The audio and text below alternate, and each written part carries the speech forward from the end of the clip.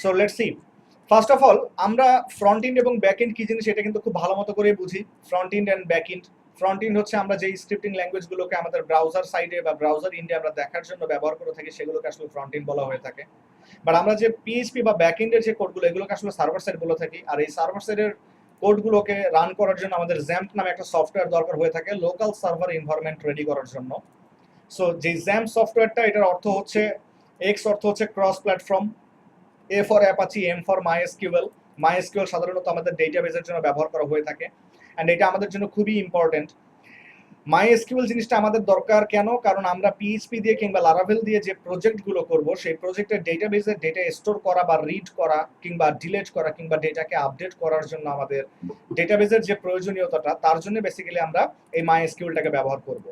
আর Apache যে জিনিসটা, অ্যাপাচির কিন্তু খুব ভালো একটা কাজ আছে। এই কাজটা আমি একটু আপনাদেরকে বলে রাখি।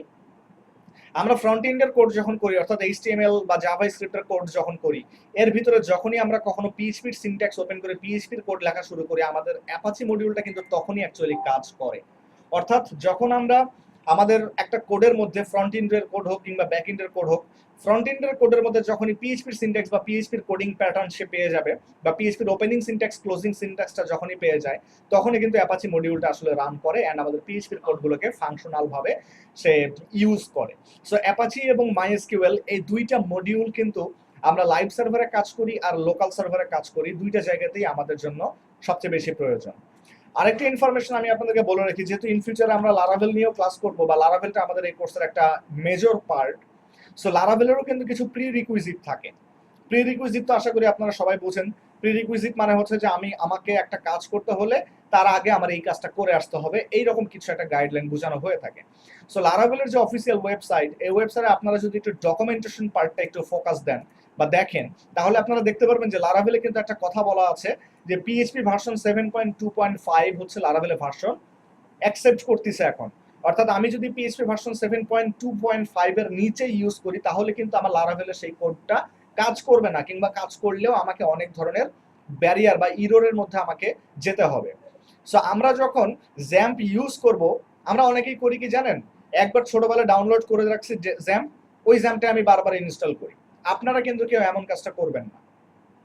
এই যে ওয়েবসাইটটাতে আমি আসছি এই ওয়েবসাইট থেকে জ্যাম্প ফর উইন্ডোজ আমরা এটাকে ডাউনলোড করতে পারি। ইটস টোটালি ফ্রি, কোনো পেমেন্ট করতে হয় না, এটা কোনো প্রিমিয়াম ভার্সন দরকার হয় না। আমরা এখানে ক্লিক করলে এটা ডাউনলোড শুরু হয়ে যাবে। And remember XAMPP for Windows আপনারা যে ভার্সনটা দেখতেছেন 7.4.5 that is actually the PHP version. অর্থাৎ যখনই পিএইচপির একটা করে ভার্সন রিলিজ হয়, পিএইচপি কিন্তু এখন ডে বাই ডে অনেক আপগ্রেড হচ্ছে। সো পিএইচপি যেহেতু রিলিজ হচ্ছে বা পিএইচপি তার ভার্সনটাকে আপডেট করতেছে, জ্যাম্পও কিন্তু তাদের ভার্সনটাকে কন্টিনিউয়াস আপডেট করতেছে। মোস্ট ইম্পর্টেন্ট থিং, আপনারা যেহেতু PHP MySQL and object oriented programming then Laravel শিখবেন, সো আপনাদেরকে কিছু জিনিস মাথায় রাখতে হবে যে আপনি পিএইচপি শিখতেছেন কেন শিখতেছেন। এই কেনর অ্যান্সারটা একটু আপনাদেরকে ফার্স্ট জানতে হবে। কারণ আপনাদেরকে যদি কেউ জিজ্ঞাসা করে যে লেটস সে পিএইচপির মার্কেটের থেকে তো এখন পাইথনের মার্কেট অনেক ভালো কিংবা লারাভেলের ফ্রেমওয়ার্কের থেকে তো এখন জ্যাঙ্গোর ফ্রেমওয়ার্ক পাইথনের অনেক ভালো, তাহলে আপনারা কেন জ্যাঙ্গো কিংবা পাইথন না শিখে কেন পিএইচপি কিংবা লারাভেলে আসছেন? এই কথাটা আপনাদেরকে অনেকে কোয়েশ্চেন করতে পারে। সো এই কোয়েশ্চেনটার অ্যান্সার কি আপনাদের মধ্যে কারো কি জানা আছে? আমি যে কোয়েশ্চেনটা করলাম, why PHP, why not Python, why not Django, why Laravel, এই কোয়েশ্চেনটার অ্যান্সার কি আপনারা কেউ দিতে পারবেন আমাকে? একটা জিনিস শেখার আগে আমাদের গোল সেট করাটা খুব জরুরি, কথাটা সবাই মনে রাখবেন। সো আমি আপনাদেরকে যে কোশ্চেনটা করলাম এই কোশ্চেনটার অ্যান্সার কেউ কি দিতে পারবেন আমাকে? পারলে ইয়েস বলি, না হলে পরে নো বলি। ওকে, নাইম মাহমুদ বলছেন যে নো। ক্লাসে কিন্তু দেখেন অনেকে আছেন, ক্লাসে কিন্তু প্রায় 14 জন 15 জন আছেন, বাট 2 জন কিন্তু মাত্র অ্যান্সার দিয়েছেন, বাকিরা কিন্তু অ্যান্সার দিচ্ছেন না। সো ক্লাস আমি ইন্টারেক্টিভ ভাবে চাচ্ছি সবার কাছ থেকে।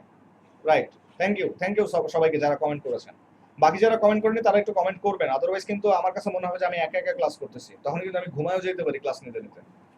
Well, first of all PHP অনেক পুরাতন একটা ল্যাঙ্গুয়েজ। পাইথনের সাথে যদি আমি পিএইচপি কে কম্পেয়ার করতে যাই, পাইথন যখন মার্কেটে আসে বা পাইথন নিয়ে যখন ডিপ লেভেলে যখন ডেভেলপমেন্ট শুরু হয় তখন কিন্তু আসলে পাইথনের যে ডিমান্ড ছিল পিএইচপির ডিমান্ড কিন্তু তার আগে থেকে মার্কেটে already sustained. That means framework এবং সিএমএস এর সংখ্যা কিন্তু পিএইচপিতে সবচেয়ে বেশি। লাইক সিএমএস এর সংখ্যা যদি আমি বলি, ওয়ার্ডপ্রেস, ওপেনকার্ট, ম্যাজেন্টো, তারপরে হচ্ছে যে জুমলা, এই সমস্ত সিএমএস যেগুলো পপুলার অ্যান্ড মার্কেট প্লেসে কন্টিনিউয়াস এগুলো নিয়ে কাজ করা হচ্ছে, সেই কাজগুলো কিন্তু সম্পূর্ণটুকুই কিন্তু আমাদের পিএইচপি দিয়ে তৈরি করা। সো এই যে সিএমএস গুলো সবচেয়ে বেশি ইউজ করা হয়েছে পিএইচপি দিয়ে। তারপরে হচ্ছে আপনারা যদি ফ্রেমওয়ার্কের কথা চিন্তা করেন, জেন্ড ফ্রেমওয়ার্ক, তারপরে হচ্ছে যে কোডিগনেটর, লারাভেল, কেক পিএইচপি, কোহানা, এগুলো সবগুলো কিন্তু পিএইচপি তে তৈরি করা। অ্যান্ড আপনারা যদি লাস্ট 5 to 10 ইয়ার্স এর একটা স্ট্র্যাটেজি বা গুগল ট্রেন্ড যদি আপনারা লক্ষ্য করে থাকেন, আপনারা দেখবেন একটা জিনিস, যে পিএইচপি তে বানানো প্ল্যাটফর্মের সংখ্যা সবচেয়ে বেশি, পিএইচপি রিসোর্স অ্যাভেলেবল সবচেয়ে বেশি, পিএইচপি তে ডেভেলপারের সংখ্যা সবচেয়ে বেশি, PHP easy to understand for the newbies. And most important thing হচ্ছে, আমরা যখন পিএইচপি তে কোনো একটা কাজ করতে যাই, সেটা রিসোর্সের আমাদের অভাব হয় না।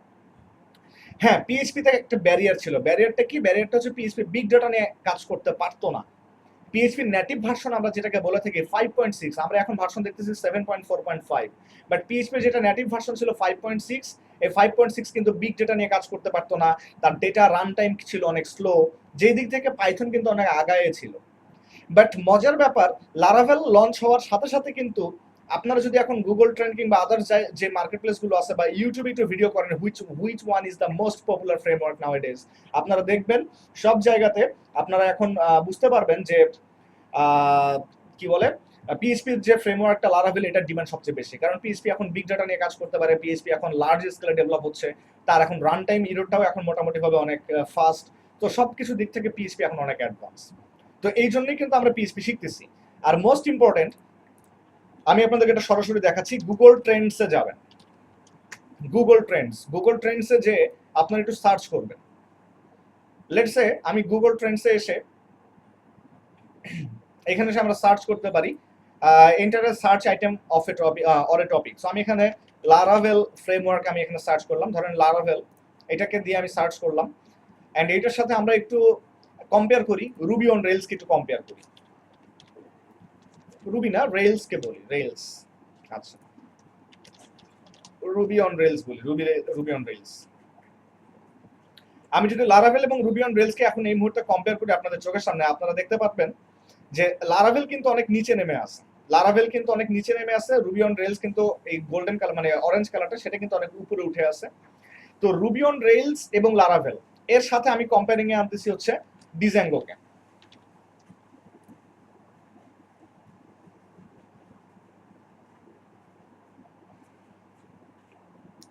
সো গুগল ট্রেন্ডস সে কম্পেয়ার করে বলতেছে যে ডিজাঙ্গো কিন্তু আমাদের সবচেয়ে বেশি উপরে ব্যবহার হচ্ছে, তারপরে ব্যবহার হচ্ছে আমাদের লারাভেল, তারপরে ব্যবহার হচ্ছে আমাদের রুবি অন রেলস। তো এভারেজের দিক থেকে কিন্তু আমরা দেখতে পারতেছি যে আমাদের লারাভেলটা কিন্তু নিচের দিকে। বাট মজার ব্যাপার, রুবি অন রেলস যে উপরের দিকে আছে, সরি জ্যাঙ্গো যে আমাদের উপরের দিকে ফ্রেমওয়ার্কে আছে, এটা হচ্ছে সার্চের রেজাল্ট। বাট এইটা একটা আপনাদেরকে লিংক দিলাম, এইটা আপনারা চেক করে দেখতে পারেন যে গুগলে কোনটা কোন পরিমাণ সার্চ হচ্ছে। গুগলের সার্চ হিসেবে কিন্তু লারাভেল আছে 3 নম্বরে, রুবি অন রেলস আছে 2 নম্বরে, আর জ্যাঙ্গো আছে 1 নম্বরে। বাট এইটা হচ্ছে শুধুমাত্র গুগলে আমাদেরকে দেখাচ্ছে সার্চের রেজাল্ট। আরেকটা ভিডিও আছে, এটা ইউটিউবেরই একটা ভিডিও, গুগলেরই একটা ভিডিও, এটা পাবলিশ করা। ওই ভিডিওটার লিংক এই মুহূর্তে আমার কাছে স্পেসিফিক ভাবে মনে নাই, এটা আমি আপনাদেরকে after end of the class আমি সার্চ করে ওইটাকে আমি আপনাদের গ্রুপে দিয়ে দেবো। ওই গ্রুপে আপনার মানে ওই ভিডিওটাতে আপনারা যেটা দেখবেন যে একটা সময় রুবি অন রেলস ছিল 1 নম্বরে, ডিজাঙ্গো ছিল 2 নম্বরে, লারাভেল ছিল অনেক নিচে, কিন্তু 2020 অর্থাৎ 2020 সালে লারাভেল হচ্ছে 1 নম্বরে। সার্চের দিক থেকে বলেন, কাজের দিক থেকে বলেন, ডেভেলপমেন্টের দিক থেকে বলেন, সব দিক থেকে, রিসোর্সের দিক থেকে বলেন, লারাভেল হচ্ছে এখন সবার আগে।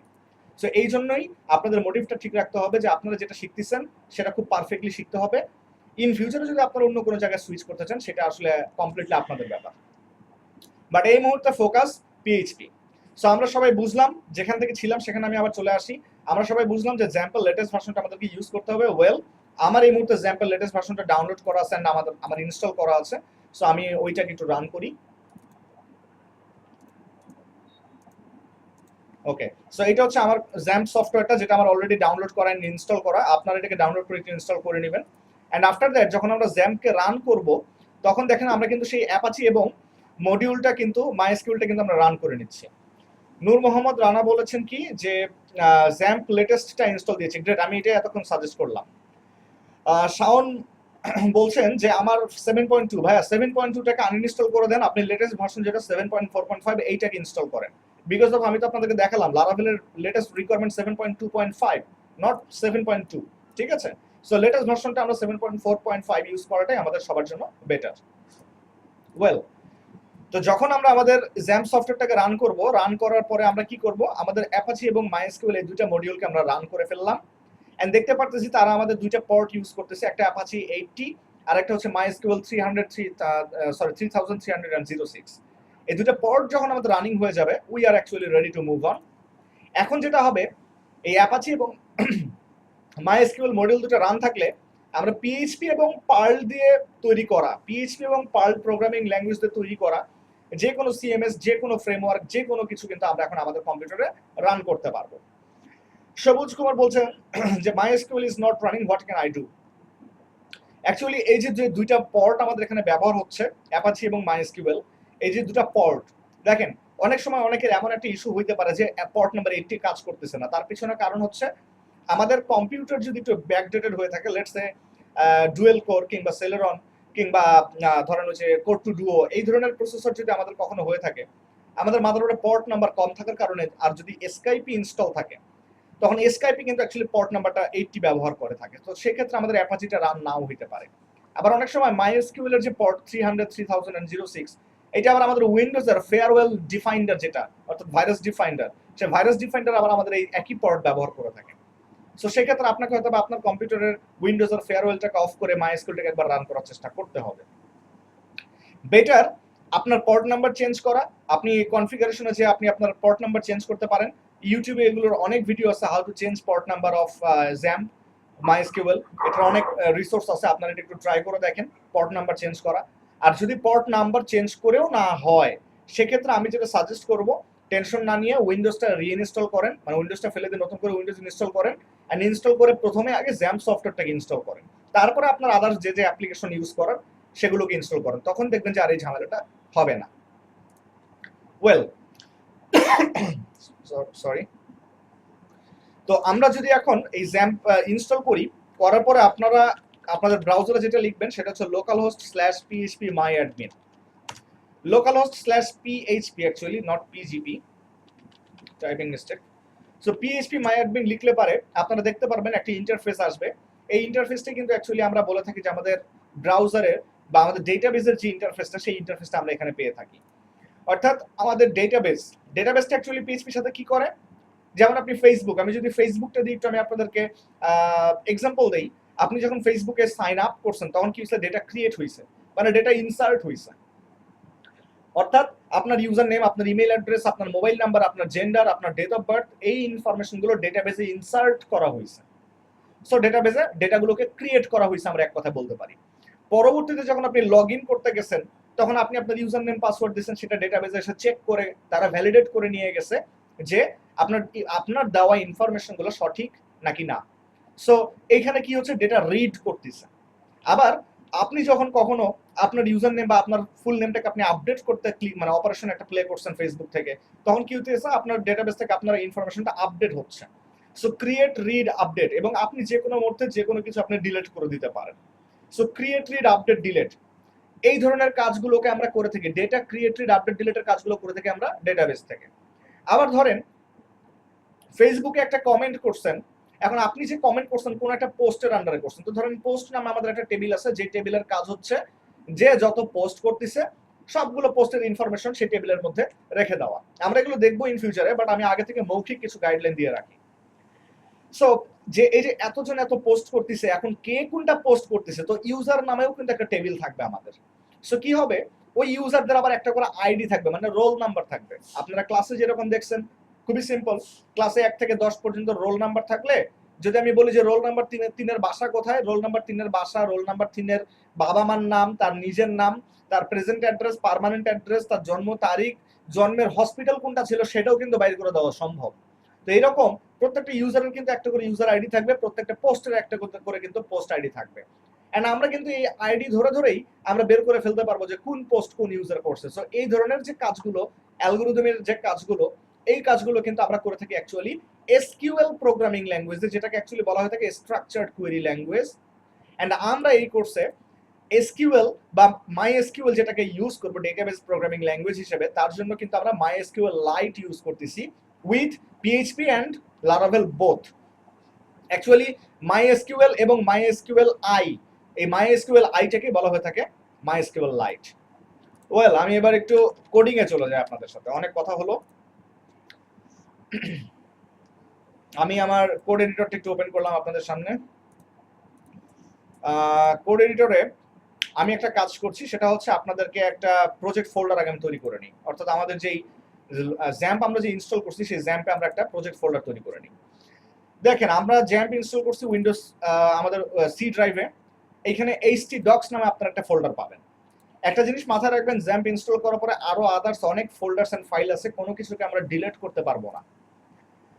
শুধুমাত্র আমাদের কাজ হচ্ছে htdocs ফোল্ডারের ভিতরে। এই htdocs ফোল্ডারের ভিতরে আমরা একটা ফোল্ডার যে কোনো জায়গায় তৈরি করতে পারি। লেটস আমি আমার একটা স্পেসিফিক প্যাথ ডিরেক্টরিতে আমি তৈরি করি।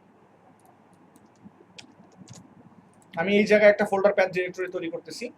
লেটস সে SSB 275, আপনাদের ব্যাচের নাম দিয়ে আমি একটা ফোল্ডার তৈরি করলাম, তাহলে এটা আমার জন্য মনে রাখার সুবিধা হয়। ওয়েল, তো আমি কি করছি, আমি হচ্ছে যে htdocs এর ভিতরে ঢুকে আমার একটা ফোল্ডার ছিল ss।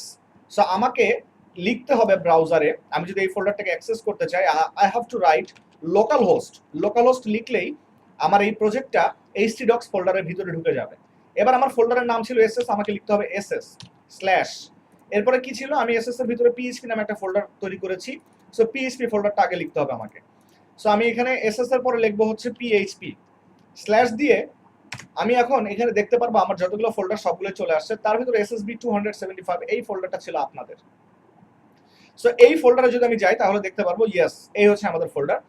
বাট রাইট নাও এই ফোল্ডারে আমাদের কোনো কিছুই নাই। এই মুহূর্তে শুধুমাত্র আমাদের এই ফোল্ডারটা অ্যাপাচি এবং PHP ভার্সন রানিং করে রাখছে, এন্ড আমাদের সার্ভারের লোকাল পোর্ট 80 নাম্বার এখন ইউজ করতেছে আমাদের অ্যাপাচি। তো আমরা কি করব, এই SSB 275 যে ফোল্ডারটা আমরা তৈরি করলাম, এই ফোল্ডারের ভিতরে আমরা প্রথমবারের মতন একটা index.php ফাইল আমরা তৈরি করব। index.php একটা ফাইল আমরা তৈরি করলাম। আচ্ছা, এখন একটা কোশ্চেন আসতে পারে আপনাদের সবারই, যে আমরা ইনডেক্স ফাইলটা কেন দিলাম? এখানে তো আমি ইনডেক্স নাম না দিয়ে অন্য যে কোনো নাম দিতে পারতাম। তো ইনডেক্স নামটা আমরা এই কারণে দিয়ে থাকি, প্রথম ফাইলটাকে বা আপনারা যে কোনো ওয়েবসাইটে যদি ভিজিট করেন তখন দেখবেন যে ওয়েবসাইটের হোম পেজটা আগে দেখায়। আমি কিন্তু ওয়েবসাইটের অ্যাবাউট আস পেজটা আগে দেখি না, কিংবা কন্ট্যাক্ট আস পেজটাকে আগে দেখি না। যে কোনো ওয়েবসাইট ভিজিট করতে গেলে আমি হোম পেজটাকে আগে দেখি। তার কারণ হচ্ছে আমাদের সার্ভার, আমাদের লোকাল সার্ভার কিংবা লাইভ সার্ভার যে সার্ভারগুলো আমরা ব্যবহার করে থাকি, সেই সার্ভারগুলো সাধারণত আমাদের ইনডেক্স ফাইলটাকে আগে চিনে থাকে। অর্থাৎ index.php হইতে পারে এক্সটেনশন, index.rb হইতে পারে, index.python হইতে পারে, index.py যেটাকে বলা হয়ে থাকে, index.html হইতে পারে। সো ইনডেক্স ফাইলের নাম হতে পারে সেই ফাইলটাকে সে আগে চিনবে। তো এখানে আপনারা যারা আছেন, আমি আশা করব যে আপনাদের ভিতরে এই কম্পিউটারে এই এক্সটেনশন যেটা .php এই জিনিসটাকে আপনাদের অ্যালাউ রাখার জন্য আপনাদের কম্পিউটারের উইন্ডোজে আপনারা সবসময় এই অপশনস থেকে এই যে hide extension for known file types এই অপশনটাকে আনচেক করে রাখবেন। আদারওয়াইজ কি হবে জানেন, এটা শুধু ইনডেক্স দেখা যাবে, লাস্টে .php আছে নাকি .php এর পর আবার .txt আছে, এটা কিন্তু আপনি আমি বুঝতে পারবো না। সো এই অপশনটাকে সবসময় আনচেক করে রাখবেন, সো দ্যাট এটার এক্সটেনশনটা আমরা দেখতে পারি এন্ড আমরা মেক শিওর হতে পারি। কারণ অনেক সময় দেখা যাবে যে এটা লাস্টে একটা .txt পড়ে আছে, তখন কিন্তু আমরা এই ফাইলটা রান করবে না। ওয়েল, তো আমরা আমাদের কোড এডিটর হিসেবে এই মুহূর্তে ব্যবহার করতেছি সাবলাইম টেক্সট। আমি অন্য কোনো ইয়াতে যাচ্ছি না, এডিটরে যাচ্ছি না। আপনারা কেউ সাবলাইম টেক্সট, কেউ ভিজুয়াল স্টুডিও, কেউ হয়তো বা কি বলা থাকে ব্র্যাকেটস, কিংবা কেউ হয়তো PHP স্ট্রম ইউজ করবেন। সো আসলে আপনারা কোড এডিটর যেটা ইউজ করেন না কেন, কোড এডিটর মোটামুটি ভাবে আমাদের সেম। কোড তো আর চেঞ্জ হয় না। আপনি সাবলাইম টেক্সটে PHP যেভাবে লিখবেন, আপনাকে ইয়াতে যে ব্র্যাকেটসে যেও কিন্তু আপনাকে সেম ভাবে PHP লিখতে হবে, কিংবা আপনাকে কিন্তু ওই কি বলে PHP স্ট্রমে যেও কিন্তু সেম ভাবে PHP কোড লিখতে হবে। কোড কিন্তু কখনো চেঞ্জ হয় না। সো এটা আসলে কমপ্লিটলি আপনাদের ব্যাপার যে আপনারা কোন কোড এডিটরটা ব্যবহার করবেন। I recommended Sublime text. এটা খুব লাইট ভার্সন এন্ড এটা পোর্টেবল। সো এটা যে কোনো সময় এটাকে আমরা খুব ফাস্ট ভাবে ব্যবহার করতে পারি। দো আমি কম্পিউটারে দুটো ভার্সনই ব্যবহার করি, PHP স্ট্রমও ব্যবহার করি, বাট PHP স্ট্রমটা আমি আসলে পার্সোনাল কাজগুলোর কারণে ব্যবহার করি। এটা আসলে একটু জটিল, নতুনদের জন্য অনেক সময় এটা একটু কঠিন হয়ে যায়। সো PHP স্ট্রমটা হচ্ছে আমি প্রফেশনালি ব্যবহার করি, বাট ক্লাসে আমি দেখানোর জন্য সাবলাইম টেক্সটটা ইউজ করি। সো আপনারা সাবলাইম টেক্সটটা ইউজ করেন। ওয়েল, তো এই যে আমরা আমাদের index.php কোড নিয়ে আসছি, সরি একটা ফাইল আমরা যে তৈরি করছি, এখানে আমরা বুটস্ট্র্যাপের একটা টেমপ্লেট নিয়ে আসি, বুটস্ট্র্যাপের একটা HTML template. We know that যে বুটস্ট্র্যাপ একটা বিল্ট ইন আমাদেরকে HTML টেমপ্লেট দেয়, যেখানে আমার বুটস্ট্র্যাপের CDN লিংক বা কন্টেন্ট ডেলিভারি নেটওয়ার্ক আসলে কানেক্টেড থাকে। সো সেই ফাইলটা আমি তৈরি করলাম এখানে, বা নিয়ে আসলাম অ্যাকচুয়ালি। সো আমার কথা হচ্ছে, আমি এই জিনিসটা কেন নিয়ে আসলাম, যাতে আমাদের ইউজার ইন্টারফেসটা দেখতে একটু সুন্দর লাগে, আমরা যাতে বুটস্ট্র্যাপের গ্রিড, এগুলো তো আসলে ফ্রন্ট এন্ডের কোড, ফ্রন্ট এন্ডটা যাতে আমরা একটু বুঝতে পারি। সো দেখেন, এই যে আমাদের HTML ফাইল, মানে এটা একটা PHP ফাইল, কিন্তু তার ভিতরে আমরা HTML কোড রাখছি। এই যে HTML কোডটার ভিতরে আমরা যে এখন যদি কোনো PHP কোড করতে চাই, আমাদেরকে PHP সিনট্যাক্স দিতে হবে, যেটা হচ্ছে এইভাবে আমরা দিয়ে থাকি PHP সিনট্যাক্স। সো এই হচ্ছে PHP এর ওপেনিং সিনট্যাক্স এন্ড এই হচ্ছে PHP এর ক্লোজিং সিনট্যাক্স। আমি একটু আগে যে কথাটা বলতেছিলাম আপনাদেরকে, যে আমরা ফ্রন্ট এন্ডের কোড এগুলো তো সরাসরি ব্রাউজারে রান হবে, বাট এর ভিতরে যখন কোনো ব্যাক এন্ডের কোড থাকবে, সেই ব্যাক এন্ডের কোড কিন্তু ব্রাউজার রান করতে পারে না। ফর অ্যান এক্সাম্পল, এই যে এটা একটা ওয়ার্ডপ্রেসের ওয়েবসাইট, এই ওয়ার্ডপ্রেসের ওয়েবসাইটের কাজ আমি করতেছি, আমার এক ক্লায়েন্টের কাজ গত 2 দিন ধরে করতেছি। তো এই সাইটটা কিন্তু আমাদের ওয়ার্ডপ্রেস, তার মানে এটার পিছনে কিন্তু বহুত ব্যাক এন্ডের কোড আছে, PHP আছে, MySQL আছে, অনেক কিছুই আছে। বাট দ্য থিং ইজ, আপনি যদি কন্ট্রোল ইউ করেন, কন্ট্রোল ইউ করলে পরে আপনি কিন্তু দেখবেন এখানে শুধুমাত্র ফ্রন্ট এন্ডের কোড দেখা যাচ্ছে। HTML CSS জাভাস্ক্রিপ্ট jQuery ছাড়া কিন্তু আপনি আর কোনো কোড এখানে আপনি দেখতে পারবেন না। There is no single line of HTML code, there is no single line of MySQL code. তাহলে পার্থক্যটা কি হচ্ছে? পার্থক্যটা হচ্ছে আমাদের ব্রাউজার কিন্তু ব্যাকএন্ডের কোড রান করতে পারে না। আমাদের ব্রাউজার কি করতে পারে? শুধুমাত্র ফ্রন্ট এন্ডের কোড রান করতে পারে। কিন্তু এই ফ্রন্ট এন্ডের কোডের মধ্যে যখনই আমরা একটা PHP সিনট্যাক্স ওপেন করব এন্ড PHP সিনট্যাক্স ক্লোজ করব, তার মানে হচ্ছে আমাদের এই যে MySQL এর যে অ্যাপাচি মডিউলটা, সেই অ্যাপাচি মডিউলটা রান করবে। সো অ্যাকচুয়ালি আমাদের এই কোডের মধ্যে এই জায়গাতে আমাদের অ্যাপাচি মডিউলটা রান করলো, এই জায়গায় এসে আমাদের অ্যাপাচি মডিউলটা শেষ হয়ে গেল। এন্ড এর ভিতরে আমি যা PHP এর কোড করব, সেটাই কিন্তু অ্যাকচুয়ালি ফ্রন্ট এন্ডের মধ্যে ইনজেক্ট করে দিচ্ছে আমাদের এই প্ল্যাটফর্মটা বা আমাদের সার্ভারের ভিতরে। তো এখন আমরা নরমালি ভেরিয়েবল কি জিনিস, বা আমাদের যে ভিডিওটা, সেই ভিডিওগুলোতে কতখানি অপশন ছিল আমি ভুলে গেছি। Let me check once. আমি একটু চেক করে দেখি আপনাদেরকে আসলে আমি কতটুকু বাসায় প্র্যাকটিস করতে দিয়েছিলাম, তাহলে আমি পরের অংশগুলো আপনাদেরকে একটু ভালো মতো গাইড করতে পারবো।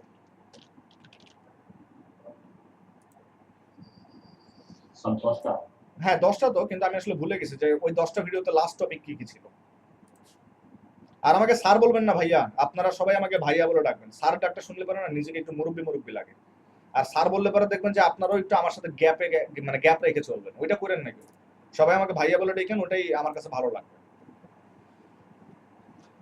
আচ্ছা, মোটামুটি তার মানে আপনাদের এই যে 6 নাম্বার ভিডিওটা ছিল অনেক important, variables in PHP, data type in PHP, string অপারেশনও ছিল, দারুণ। তো মোটামুটি ভাবে আপনাদেরকে PHP অপারেটর পর্যন্ত দেখায় ফেলছি এই ভিডিওগুলোতে। নাইস, খুবই সুন্দর, অনেক কিছু দেখাইছি তার মানে। ঠিক আছে, আমি আসলে জায়গা মতোই আছি, আপনাদেরকে আর আমার এরপরে যাওয়ার দরকার নাই। এরপর থেকে আমি আপনাদেরকে লাইভে দেখাই, এই লাইভের জিনিসগুলো কিছু দেখেন আপনারা। এখানে arithmetic operator, assignment operator, nice, দারুণ জিনিস করছি আপনাদেরকে, যেগুলো দরকার ছিল ওগুলোই দেখাইছি। ওয়েল, ওই 10টা ভিডিওর পর থেকে আমি আসলে আপনাদের সাথে ক্লাস শুরু করতেছি, ওটা ছিল একেবারে বেসিক।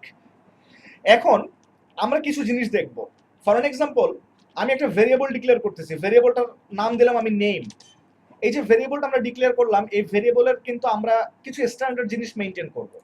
লাইক আমরা যখন একটা কোড করি, ইউনিভার্সিটি লাইফ আসলে আমাদেরকে এই গাইডলাইনগুলো দেয় না। আপনাদের মধ্যে অনেকেই আছেন সিএসসি তে পড়াশোনা করছেন, সো ইউনিভার্সিটি আসলে আমাদেরকে এই গাইডলাইনগুলো সবসময় দেয় না।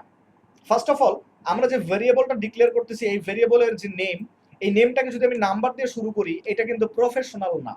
দো এটা কিন্তু একটা ভেরিয়েবল, বাট এটা কিন্তু প্রফেশনাল ভেরিয়েবল না। যারা রিয়েল লাইফ প্রজেক্টে কাজ করে এন্ড রিয়েল লাইফ প্রোগ্রামিং নিয়ে মার্কেট প্লেসে বলেন বা বিভিন্ন কোম্পানিতে কাজ করতেছে, তারা কিন্তু কখনোই এইভাবে কাজ করে না। আপনারা যখন কোন একটা ভেরিয়েবল ডিক্লেয়ার করবেন, তখন চেষ্টা করুন ভেরিয়েবলটা স্মল লেটার দিয়ে তৈরি করতে। আরেক দিক থেকে যদি আমি আবার আপনাদেরকে বলি, আপনারা যদি আরেকটা ভেরিয়েবল তৈরি করেন লাইক নেম, কিন্তু সেটাতে যদি এন যদি আপনারা ক্যাপিটাল লেটার দিয়ে দেন, সেক্ষেত্রে কিন্তু ভেরিয়েবল দুইটা আলাদা আলাদা ভেরিয়েবল হয়ে গেল। But we always try to maintain the standard rules. আমরা ভেরিয়েবলটাকে তৈরি করব এইভাবে। কোনো কারণে যদি আমার ফার্স্ট নেম হয়ে যায়, তখন কিন্তু দুইটা শব্দ, নেম হচ্ছে একটা ওয়ার্ড, কোনো কারণে যদি আমাকে দুইটা ওয়ার্ড ইউজ করতে হয়, সেক্ষেত্রে আমি ফার্স্ট নেমের ফার্স্ট হচ্ছে প্রথম ওয়ার্ড, প্রথম ওয়ার্ডের সবগুলো লেটারকে আমরা ছোট হাতের বা স্মল লেটার রেখেছি, বাট সেকেন্ড যে ওয়ার্ড অর্থাৎ নেম সেটার প্রথম লেটারটা আমরা রাখবো ক্যাপিটাল। এইভাবে আমরা নেমগুলোকে ডিক্লেয়ার করবো। এটাকে বলা হয়ে থাকে ক্যামেল কেস। যে একের অধিক যদি ওয়ার্ড হয়ে যায় সেক্ষেত্রে প্রথম ওয়ার্ডের সবগুলো লেটার স্মল, পরের ওয়ার্ডের অনলি প্রথম লেটারটা হবে ক্যাপিটাল। এটাকে বলা হয়ে থাকে ক্যামেল কেস, এন্ড এটা ওয়ার্ল্ড ওয়াইড স্ট্যান্ডার্ড। আপনি মনে রাখবেন যে আপনি যে কোডটা করতেছেন বা লিখতেছেন সেই কোড যে শুধুমাত্র আপনি রিড করবেন, নট লাইক দ্যাট। এই কোডটা কিন্তু আরো অনেক ডেভেলপারের হাতে যেতে পারে, আরো অনেক প্রোগ্রামারের হাতে যেতে পারে। সো তারা যেন বলতে পারে যে না, অ্যাটলিস্ট এই কোডটা যে লিখছে সে একজন প্রফেশনাল ডেভেলপার। সো এই প্রফেশনাল ডেভেলপার টাইটেলটা কিন্তু অনেক ইম্পর্টেন্ট। ওয়েল, তো আমি এখানে লেটস সে আমি একটা ভেরিয়েবল ডিক্লেয়ার করলাম ফার্স্ট নেম ইকুয়াল দিয়ে আমি একটা ভেরিয়েবল দিলাম। লেটস আমি আমার ফার্স্ট নেম, আমি আমার নামটা এখানে ডিক্লেয়ার করলাম। ওয়েল, আমি এটাকে একটু ক্লোজ করে আরেকবার ওপেন করতেছি। হ্যাঁ, ঠিক আছে। সো এই যে ফার্স্ট নেমটাকে যে আমরা ডিক্লেয়ার করলাম, তো এইখানে এই ভেরিয়েবলের ভিতরে যে ডেটাটাকে আমি স্টোর করছি সেটা কি টাইপের ডেটা একটু বলেন তো সবাই? এটা স্ট্রিং টাইপের ডেটা, এক্স্যাক্টলি। সো আমি যদি এখন এই ডেটাটাকে আমরা একটু ব্রাউজারে রান করি, ইকো হচ্ছে পিএইচপির একটা ফাংশন। কথা হচ্ছে ভাইয়া পিএইচপিতে আমরা শিখবোটা কি? একটা ভয় দেখাই আপনাদেরকে, চরম লেভেলের একটা ভয় দেখাই, কারো যেন আবার রাত্রে জ্বর না চলে আসে, সেটা মাথায় রেখেন। php.net এ যান। php.net হচ্ছে পিএইচপির অফিসিয়াল ওয়েবসাইট। এন্ড এই পিএইচপির অফিসিয়াল ওয়েবসাইটে এসে বুঝছেন, আপনারা যদি কেউ পিএইচপি শিখতে যান, আপনারা নির্ঘাত থাকেন যে পাগলাগারদও আপনার সিট হবে না, কারণ এইখানে এত বেশি ডকুমেন্টেশন এন্ড এত ইন ডিটেইলস আপনাদেরকে বলে রাখছে। এই ডকুমেন্টেশন পড়তে পড়তে মনে করেন যে জীবন টানা টানা হয়ে যায়, কিন্তু কখনোই পিএইচপি শেখা শেষ হয় না। এত বিশাল জিনিসপত্র। তাহলে তো ভাইয়া পিএইচপি শেখা আমাদের জন্য খুব কঠিন হয়ে যাবে। নো, আমি আছি, টেনশনের কিছু নাই। আমরা পিএইচপিতে কি শিখবো, কোন জায়গাটাতে আমরা ফোকাস দেব? ফার্স্ট গাইডলাইন আপনাদের এই ব্যাচের প্রথম guideline, we will learn PHP syntax. এইটা হচ্ছে আমাদের সবচেয়ে প্রথম জিনিস। কারণ আপনারা যারা নতুন পিএইচপি শিখতেছেন, আপনারা সবচেয়ে বেশি যেটা হবে যে আপনারা পিএইচপির সিনট্যাক্স ইরোরটা আপনারা বেশি খাবেন। সিনট্যাক্স ইরোরটা আপনারা সবচেয়ে বেশি খাবেন কোড লিখতে যে। যত বেশি সিনট্যাক্স ইরর খাবেন তত শিওর থাকবেন যে আপনার আসলে শেখাটা পারফেক্ট হচ্ছে। যেমন সিনট্যাক্স ইরর কি, আমি লাস্টে একটা সেমিকোলন দেই না, এটা হচ্ছে একটা সিনট্যাক্স ইরর। কিংবা আমি ভেরিয়েবল ডিক্লেয়ার করছি, ভেরিয়েবলের পর একটা স্পেস দিয়ে ফেলছি, এটা একটা সিনট্যাক্স ইরর। কিংবা আমি এই একটা কোটেশন এক জায়গায় আমি ডাবল কোটেশন দিয়ে শুরু করছি, এক জায়গায় আমি সিঙ্গেল কোটেশন দিয়ে শেষ করছি, এটা হচ্ছে একটা সিনট্যাক্স ইরর। সো আমাদেরকে ফার্স্ট যে জিনিসটা শিখতে হবে that is PHP syntax. Second যে জিনিসটা আমাদেরকে শিখতে হবে প্রথম থেকেই, দ্যাট ইজ পিএইচপির ফাংশনস গুলোকে। জি সবুজ ভাই, পিএইচপি সিনট্যাক্সটা খাবেনি, এটা নিয়ম। এটা আমি যখন শুরুতে শিখছি তখন আমিও খাইছি। কথা বুঝতে পারছেন? এটা নিয়ম। আপনি পিএইচপি সিনট্যাক্স যত বেশি খাবেন তার মানে আপনার শেখাটা পারফেকশনের দিকে যাচ্ছে। ওই সিনট্যাক্স ইররটা সলভ করতে পারবেন একবার, তার মানে ওই প্রবলেমটাতে আপনাকে আর ইন ফিউচারে পড়তে হবে না। আচ্ছা, ফাংশনস বা ফিচার্স যেগুলো আসলে আমরা বলে থাকি, ফাংশন আর ফিচার্স, পিএইচপিতে ফাংশনের অভাব নাই। এই একটা জিনিসের কোনো বাপ মা নাই পিএইচপিতে, সেটা হচ্ছে এই যে ইকো লিখলাম। ইকো কি? ইকো একটা ফাংশন। কথা বুঝছেন? কিভাবে বুঝবেন সিনট্যাক্স এরর হচ্ছে? এই যে আমরা কোড করবো না একটু পর, আপনাকে ব্রাউজারই বলে দেবে সিনট্যাক্স এরর হচ্ছে, দেখাচ্ছি আমি সেটা আপনাদেরকে। তো এই যে ফাংশনস নিয়ে যে কথাটা বলতেছিলাম, পিএইচপিতে আসলে ফাংশনস এর কোনো বাপ মা নাই, এর কোনো শেষ নাই। কত হাজার ফাংশন আছে পিএইচপিতে, এর কোনো গ্যারান্টি নাই। ইকো একটা ফাংশন, তারপরে হচ্ছে যে ধরেন এরকম আরো অনেক ফাংশন আছে। ইকো ফাংশনের কাজ কি? ইকো ফাংশনের কাজ হচ্ছে ব্রাউজার আমাকে কোনো কিছু প্রিন্ট করে দেখানো। সো আপনাদের ইনিশিয়াল গাইডলাইন হচ্ছে এই দুটো জিনিস আপনাদের ভালো মতো শেখা, পিএইচপি সিনট্যাক্স গুলোকে ভালো মতো ব্যবহার করা এবং ফাংশনস গুলোর সাথে পরিচিত হতে থাকা। ওয়েল, দেখেন আমি ইকো করে ফার্স্ট নেমটাকে আমি এখানে প্রিন্ট করে দেখতে চাচ্ছি, ইকো ফার্স্ট নেম। তো এই যে আমাদের যে ফার্স্ট নেম, সেই ফার্স্ট নেমটাকে আমরা যদি এখন ব্রাউজারে প্রিন্ট করে দেখতে চাই, আমরা ব্রাউজারে আসলাম, এসে রিলোড দিলাম, রিলোড দিলে পর আমরা দেখতে পারবো এই যে ফয়সাল আহমেদ আমাদেরকে ফার্স্ট নেমটা দেখাচ্ছে। আচ্ছা, সো এখন কোশ্চেন করলেন কে? এটা মোহাম্মদ আল মামুন। ফাংশন গুলো কই ভাইয়া? ফাংশন গুলো দেখতে পারবেন আস্তে আস্তে, আমি দেখাবো, আমার সাথে কন্টিনিউ করতে থাকেন, তাহলে মোটামুটি ভাবে প্রবলেম হবে না। সো ঠিক আছে, আমরা দেখতে পারলাম যে আমাদের ভেরিয়েবল ফার্স্ট নেমের ভিতরে যে ভ্যালুটা ছিল সেই ভ্যালুটাকে আমরা প্রিন্ট করে দেখতে পারলাম। এখন আমার কোনো একটা কারণে জানতে ইচ্ছা করতেছে এই ভেরিয়েবলটার ভিতরে আসলে কয়টা ভ্যালু বা কতগুলো আমার স্পেসিং আছে বা কতগুলো আমার লেটার আছে বা টোটাল কতটা স্ট্রিং আছে। তো সেই ক্ষেত্রে আমরা কি করতে পারি, আমরা এই ফাংশনটাকে একটা কাজ করতে পারি, এটা আসলে ইন্টিজার না ফ্লোট সেটাকে আমরা ট্র্যাক করার জন্য কি করি জানেন? আমরা বলি ভার ডাম্প। ভার ডাম্প কি জিনিস? ডাম্প করা। এই ফাংশনটাকে বা এই ভেরিয়েবলটাকে যদি আমি এখানে ডাম্প করি আর এই ইকো লাইনটাকে যদি আমি এই ভার ডাম্পের আগে দিয়ে দেই, আমাকে এই ইকো বলে দিবে এখন, বা এই ভার ডাম্প ফাংশনটা বলে দিবে যে ফার্স্ট নেমটা কি টাইপের ডেটা ক্যারি করতেছে। আপনি জানেন এটা স্ট্রিং, আমি জানি এটা স্ট্রিং, বাট এটা কি অ্যাকচুয়ালি স্ট্রিং? চলুন আমরা একটু চেক করে দেখি।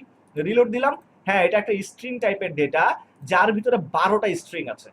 1 2 3 4 5 6 7 8 9 10 11 12, 12টা স্ট্রিং কিন্তু আমরা পেয়ে গেলাম। সো এই var dump কি করতেছে? var dump হচ্ছে আপনাকে বলে দিচ্ছে যে এই ভেরিয়েবলটা কতটা স্ট্রিং নিয়ে ক্যারি করছে বা এটা কি টাইপের ডেটা সেটা আপনাকে রিটার্ন করছে। ওয়েল, সেম ভাবে আপনাদেরকে আরেকটা কাজ এখন দেখাচ্ছি। এই ফার্স্ট নেমের পরে আমি হয়তোবা আপনাদেরকে একটা সেকেন্ড একটা ভেরিয়েবল নিলাম, যেটা নাম দিলাম আমি জব। সো এই জবের ভিতরে আমি আরেকটা ভ্যালু দিচ্ছি, যেটা নাম দিলাম আমি আপওয়ার্ক। সো আমি দিলাম ফার্স্ট নেম, তারপরে দিলাম জব অর্থাৎ আপওয়ার্ক। সো এইখানে আমি যদি এখন এই দুটো লাইনকে একসাথে প্রিন্ট করতে চাই, আমি লিখতে পারি ইকো। ইকো লিখে যদি আমি এখন এখানে ফার্স্ট নেমটাকে প্রিন্ট করি, ফার্স্ট নেম তো প্রিন্ট হবে, আমি জানি এইভাবে লিখলে আমার ফার্স্ট নেমটা প্রিন্ট হচ্ছে। কোথায় দেখি? আচ্ছা এই দেখেন, আমাকে বলতেছে আনডিফাইন্ড ভেরিয়েবল ফার্স্ট নেম। কোথায়? Line number 21। এই যে এইটা হচ্ছে একটা সিনট্যাক্স এরর, আপনারা বললেন না এইটা হচ্ছে একটা সিনট্যাক্স এরর। সে ফার্স্ট নেমটাকে চিনতে পারতেছে না। কেন চিনতে পারতেছে না? FIRS, এই যে টিটা এখানে মিসিং। সো এইটা হচ্ছে একটা সিনট্যাক্স এরর। এখন এইটা আর এইটা সেম, সো এখন আর এররটা দিবে না। এই যে দেখতে পারতেছি আমরা, this is the first name. এখন আমি যদি বলি এই জবটাকেও প্রিন্ট করতে হবে, তাও আবার এইটার পাশে আপনাকে প্রিন্ট করতে হবে। আপনি যদি পাশাপাশি দুইটা ভেরিয়েবলকে এইভাবে দিয়ে আপনি যদি প্রিন্ট করেন, তাহলে রেজাল্ট কি আসে? রেজাল্ট বলতেছে সিনট্যাক্স এরর। বুঝতে পারছেন সিনট্যাক্স এররগুলো কেমনে খাই আমরা? সিনট্যাক্স এররগুলো কিন্তু আমরা এইভাবেই খাই। আমি পাশাপাশি দুইটা ভেরিয়েবলকে এইভাবে একটা ইকো লাইনের মধ্যে আমি প্রিন্ট করতে পারবো না। তাহলে আমাকে কি করতে হবে? আমাকে এখানে একটা কাজ করতে হতে পারে, সেটা হচ্ছে আমি এখানে একটা ব্রেক ট্যাগ কিংবা একটা ব্ল্যাঙ্ক স্পেস আমি প্রিন্ট করতে পারি। লাইক আমি যদি এখন এখানে একটা স্পেস দেই, তো স্পেস তো আসলে পিএইচপি তে স্পেস বলতে কিছু নাই। আমরা এইচটিএমএল সিএসএস এ জানি যে এইচটিএমএল সিএসএস আমাদের ব্রেক ট্যাগ আছে, বাট আমরা তো কোড করতেছি পিএইচপি। আমরা এর ভিতরে আসলে ব্রেক ট্যাগ কেমনে দেব? এর ভিতরে ব্রেক ট্যাগ দেওয়ার একটা নিয়ম হচ্ছে, আপনি দুইটা ডট দিবেন। এই দুইটা ডটকে বলা হয়ে থাকে concatenation start end concatenation end. এর ভিতরে আপনি যদি লেখেন আমার মাথা, বুঝছেন, লিখে যদি আপনি একটা মানে ব্র্যাক সিনট্যাক্সের মধ্যে রেখে দেন, ডাবল কোটের মধ্যে রেখে দেন, এইটা কিন্তু ওইভাবেই এখন দেখেন রান করবে। ফয়সাল হামিদ আমার মাথা আপওয়ার্ক, দেখছেন? এখন কিন্তু আপনি কি করতে পারবেন? এখানে চাইলে পারে একটা এইচটিএমএল কোড আপনি এখন রাইট করতে পারবেন। লেটস আমি এটা বিআর মানে ব্রেক ট্যাগ কিন্তু আমি এখন প্রিন্ট করে দিলাম। এটা কিন্তু একটা এইচটিএমএল এর কোড। এই কনক্যাটেনেশনের কাজ কি হলো তাহলে? এই কনক্যাটেনেশনের কাজ হচ্ছে আমার একটা পিএইচপি লাইনের মধ্যে আমি সরাসরি এইচটিএমএল কোড কিংবা সিএসএস কোড আমি লিখতে পারবো না, কিন্তু আমি একটা পিএইচপি লাইনকে ভেঙে ভেঙে তার ভিতরে আমি এইচটিএমএল কোড কিংবা এমন কিছু টেক্সট যেগুলো হয়তো আমার প্রোগ্রামের মধ্যে নাই, এগুলোকে আমি বাহির থেকে এনে যোগ করতে পারবো। এখন দেখেন ফয়সাল হামিদ আপওয়ার্ক, আমি কিন্তু এখন দুইটা লাইনকেই একই ইকো দিয়ে আমরা ট্র্যাক করতে পারতেছি বা প্রিন্ট করতে পারতেছি। সো এই ফাংশনটাকে বলা হয়ে থাকে অ্যাকচুয়ালি যে ডাবল ডট, এটাকে বলা হয়ে থাকে কনক্যাটেনেশন। আমরা যারা জাভা স্ক্রিপ্ট কোডার, জাভা স্ক্রিপ্টে কিন্তু আমাদেরকে কনক্যাটেনেশন ইউজ করতে হয় ইউজিং দিস প্লাস সাইন দিয়ে আমাদেরকে কনক্যাটেনেশন ইউজ করতে হয়। বাট ইউজিং পিএইচপি আমরা কি করতে পারি? আমরা ডট দিয়ে এই কনক্যাটেনেশনটা দিতে পারি। কাজ সেম, ফাংশনালিটি সেম, বাট এক এক জায়গায় খালি আমাদের সিনট্যাক্স গুলো আলাদা হচ্ছে। ঠিক আছে? সো এই হলো আমাদের সিচুয়েশন। আমরা বুঝলাম কনক্যাটেনেশনটা কি।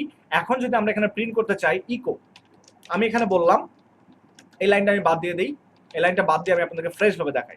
এখানে বললাম মাই নেম ইজ কনক্যাটেনেশন স্টার্ট করে আমি কি বলবো? এই যে Faisal Ahmed. So my name is এইটা। এখন যদি আমি এই লাইনটা প্রিন্ট করি, আমাকে বলবে মাই নেম ইজ ফয়সাল হামিদ, কিন্তু ওই নেম ইজ ফয়সাল এর মধ্যে কোনো স্পেস থাকবে না। দেখেন ইজ আর ফয়সালের মধ্যে কোনো স্পেস নাই। তো আমাদের উপায় কি? আমরা এখানে একটা স্পেস দিয়ে দিতে পারি।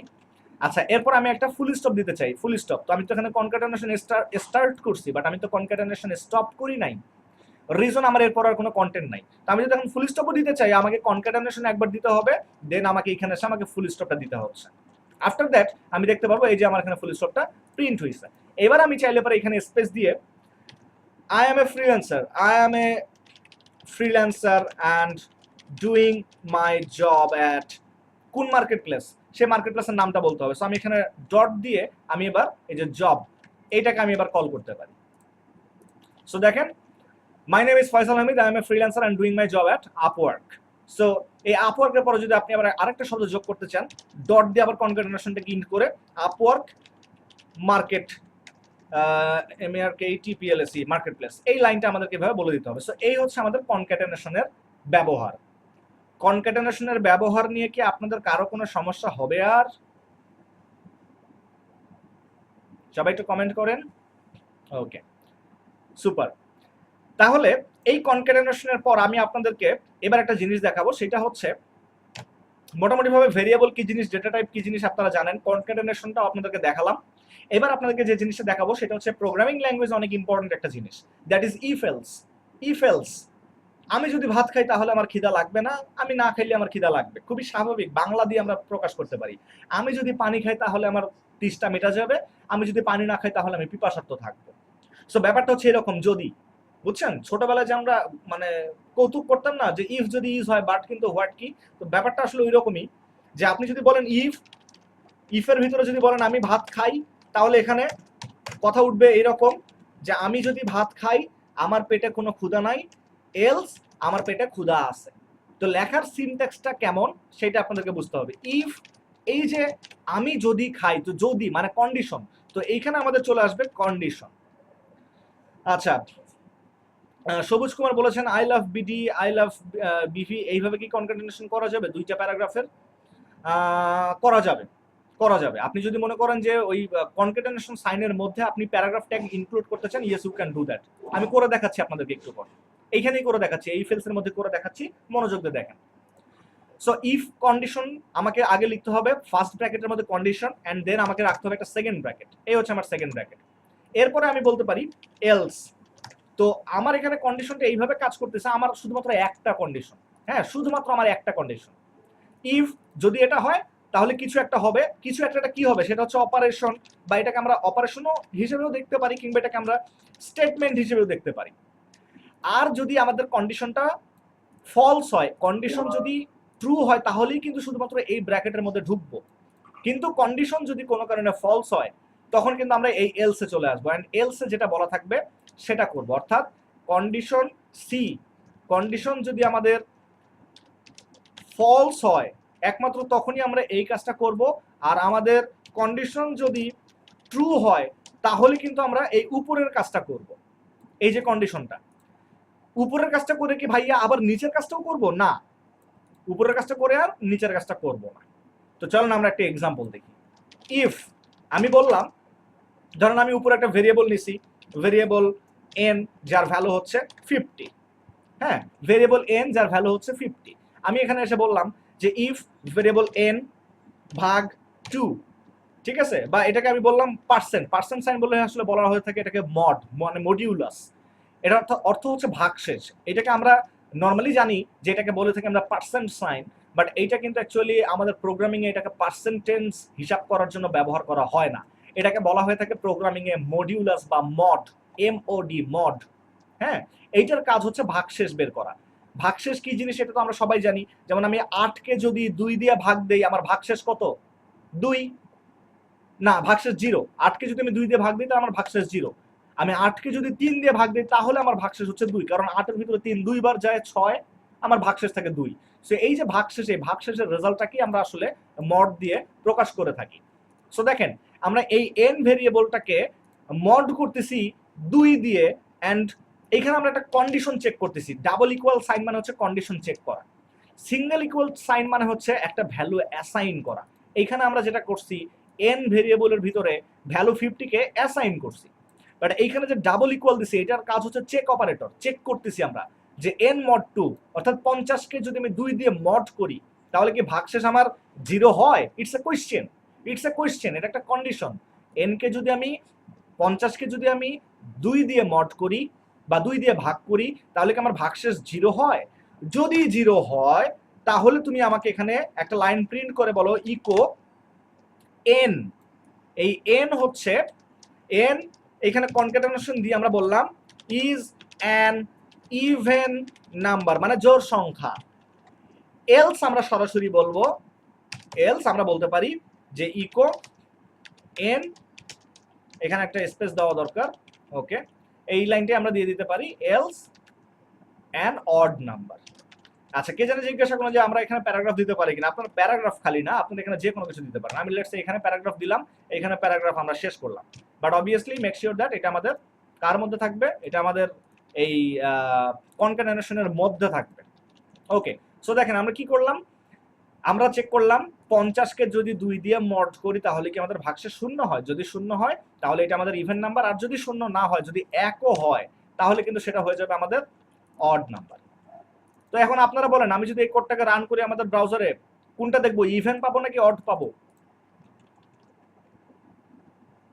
জোর পাবো নাকি বিজোর পাবো? ইভেন পাবো। তো আমরা একটু রান করে দেখি। রান করলাম, 50 is an even number. Paragraph tag দিয়ে দেওয়ার কারণে এটা নিচের লাইনে চলে আসছে। ঠিক আছে, প্যারাগ্রাফ লাইনটাকে আমি অমিট করছি, তাহলে এক লাইনে দেখতে পারবো। দেখেন 50 ইজ অ্যান ইভেন নাম্বার। এখন চেক করে দেখেন, আপনি 50-র জায়গায় এখন 55 ইউজ করেন, 55 ইউজ করলে পরে কিন্তু আপনার এখানে ভাগশেষ হবে 1। সেক্ষেত্রে কিন্তু আপনার প্রথম কন্ডিশনটা মিথ্যা হয়ে গেল। তখন সে রান করবে কোনটা, অড নাম্বার। এখন দেখেন রান করি, 50 is an odd number. So I think আপনারা বুঝতে পেরেছেন যে কিভাবে আসলে ইফ এলস কন্ডিশনটা কাজ করে। এবার আমি আপনাদেরকে একটা কোয়েশ্চেন করতেছি, জিমেইল অ্যাকাউন্ট আছে কার কার? আশা করি সবারই আছে, কারণ সবাই আপনার গুগল মিটের মাধ্যমে ক্লাস করতেছেন। সো জিমেইলের অ্যাকাউন্ট তো সবারই আছে। আপনি যখন জিমেইলে লগ ইন করেন, প্রথমে পাসওয়ার্ড চায় নাকি প্রথমে ইউজার নাম চায়, নাকি দুটাই একসাথে চায়? কোনটা চায়? দুটো একসাথে চায় না, শুধু ইউজার নেম আগে চায়। নাইম মাহমুদ বলেছেন যে দুইটা, অ্যাকচুয়ালি দুইটা না, প্রথমে শুধু ইউজার নেম চায়, এন্ড আমি যখন ইউজার নেম দেবো, আফটার দ্যাট আমার কাছ থেকে সে চাবে হচ্ছে পাসওয়ার্ড। তো দেখেন ওই অপারেশনটা বা ওই অ্যালগরিদমটা তারা জিমেইলে কিভাবে সেট করছে সেটা আমি একটু আপনাদেরকে দেখাই। নট অনলি অ্যাকচুয়ালি জিমেইল, এটা আসলে বেশ কিছু মার্কেট প্লেসে এইভাবে হয়। যেমন আমি যে আপওয়ার্কের অ্যাকাউন্ট, আমি আপওয়ার্কের অ্যাকাউন্ট আপনাদেরকে দেখাই।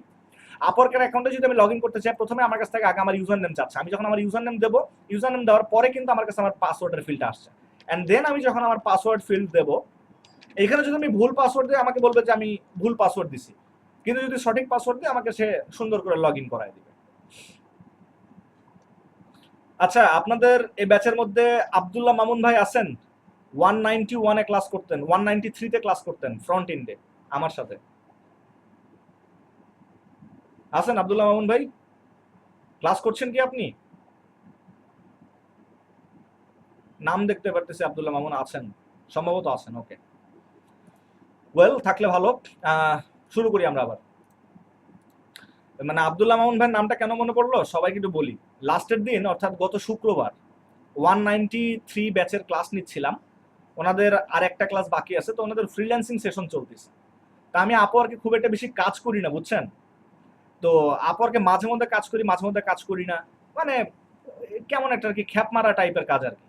তো ওনাদেরকে ওই দিন আপওয়ার্কে কিভাবে জব অ্যাপ্লাই করে সেটা দেখাইতে যে একটা জব অ্যাপ্লাই করে দেখাইছি। জব অ্যাপ্লাই করে দেখানোর পরপরই ওনাদের ক্লাসও শেষ করছি, ক্লায়েন্টও আসছে আমার কাছে, এসে আমাকে ক্লায়েন্ট আবার আপওয়ার্কে হায়ার করে নিচ্ছে। গত 2 দিন ধরে, এই শুক্রবারের পর থেকে শনিবার রবিবার, এই 3 দিন ধরে প্যারায় এসে ওই ক্লায়েন্টের কাজ করতেছি। মানে না চাইলেও, মানে ফ্রিল্যান্সিং যে এখন করবো না সেটা তাও দেখা যায় জোর করে ফ্রিল্যান্সিং ক্লায়েন্ট আমাকে দিয়ে করাইতেছে।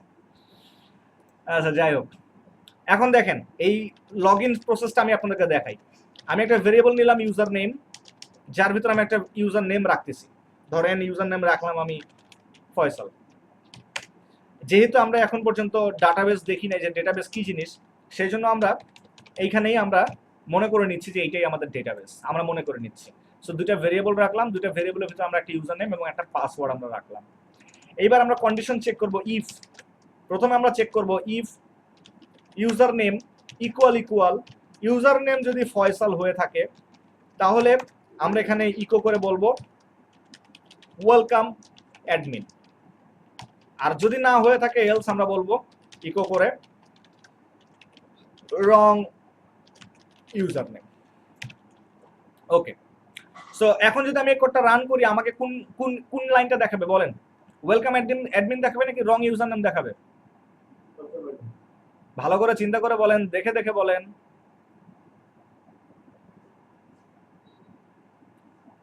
আমাকে রং ইউজার নেম দেখাবে, বিকজ অফ স্পেলিং, এফ ছোট হাতের, এফ বড় হাতের, সো আমাকে রং দেখাবে।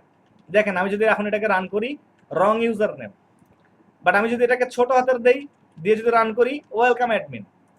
এই ইফের ভিতরে আমরা যেটা করতে পারি, আমরা আরেকটা ইফ স্টেটমেন্ট রাখতে পারি, এটাকে বলা হয়ে থাকে nested if else.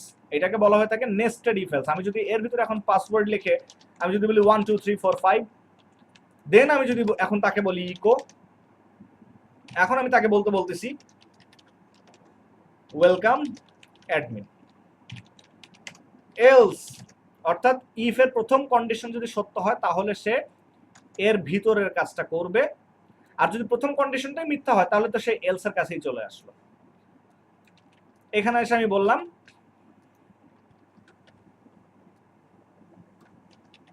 Wrong password. So আপনি রিলোড দিলে পরে এখন দেখতে পারবেন ওয়েলকাম অ্যাডমিন, বিকজ অফ আমরা ইউজার নেম এবং পাসওয়ার্ডটা সঠিকভাবে দিয়েছি। এবার যদি আমি পাসওয়ার্ডটাকে একটু রং করে দিই তাহলে আপনি কোন লাইনটা দেখতে পারবেন, রং পাসওয়ার্ড। দেখেন আমরা দেখি রং পাসওয়ার্ড। তো এই যে প্রসেসটা, এই প্রসেসটাকে বলা হতো কি নেস্টেড ইফ এলস, অর্থাৎ ইফ এলস এর ভিতরে যদি আবার ইফ এলস কন্ডিশন থাকে তাহলে এটাকে বলা হয়ে থাকে নেস্টেড ইফ এলস। ওয়েল, এখন কথা হচ্ছে ভাইয়া ইফ এলস কতগুলো কন্ডিশন এইভাবে মেইনটেইন করে? Unlimited. It can be like this, if, এখানে তো আমাদের থাকবে হচ্ছে কন্ডিশন। এটা আসলে ডিপেন্ড করবে আপনার প্রোগ্রাম আপনাকে কয়টা কন্ডিশন এনে দিচ্ছে। এখানে আমি বলতে পারি এলস ইফ, অর্থাৎ আরেকটা কন্ডিশন, দেন এইটা আমি আবার বলতে পারি এলস ইফ, মানে এই লাইনটা আমার রিপিট হবে এখন এলস ইফ। আমি আবারও বলতে পারি এলস ইফ, মানে আমার যত কন্ডিশন থাকবে একদম প্রথম কন্ডিশনটা হচ্ছে ইফ, অথবা এই, অথবা এই, অথবা যদি এটা হয়, কোনো কিছুই না হলে লাস্টে এসে আমরা বলতে পারি এলস। কোনো কিছুই যখন হবে না তাহলে এইটা। তার মানে আমি বলতে পারি এখানে ডিফল্ট কোনটা, এইটা হচ্ছে আসলে আমাদের ডিফল্ট, আর এগুলো হচ্ছে আমাদের কন্ডিশন। কথা কি সবার কাছে ক্লিয়ার? ইফ এলস এর ব্যবহারটা কি সবাই বুঝতে পারছেন? ওকে, সুন্দর। এখন এই ইফ এলস এর ব্যবহারের পর আমি আপনাদেরকে আরেকটা ইম্পর্টেন্ট জিনিস এখন শেখাবো, সেটা হচ্ছে ফর লুপ। তারপরে ফর লুপ এবং ইফ এলস দিয়ে আমরা একটা অপারেশন করব। বাট এই ফর লুপটা শুরু করার আগে আমরা 5 মিনিটের একটা ছোট্ট একটা ব্রেক নেব।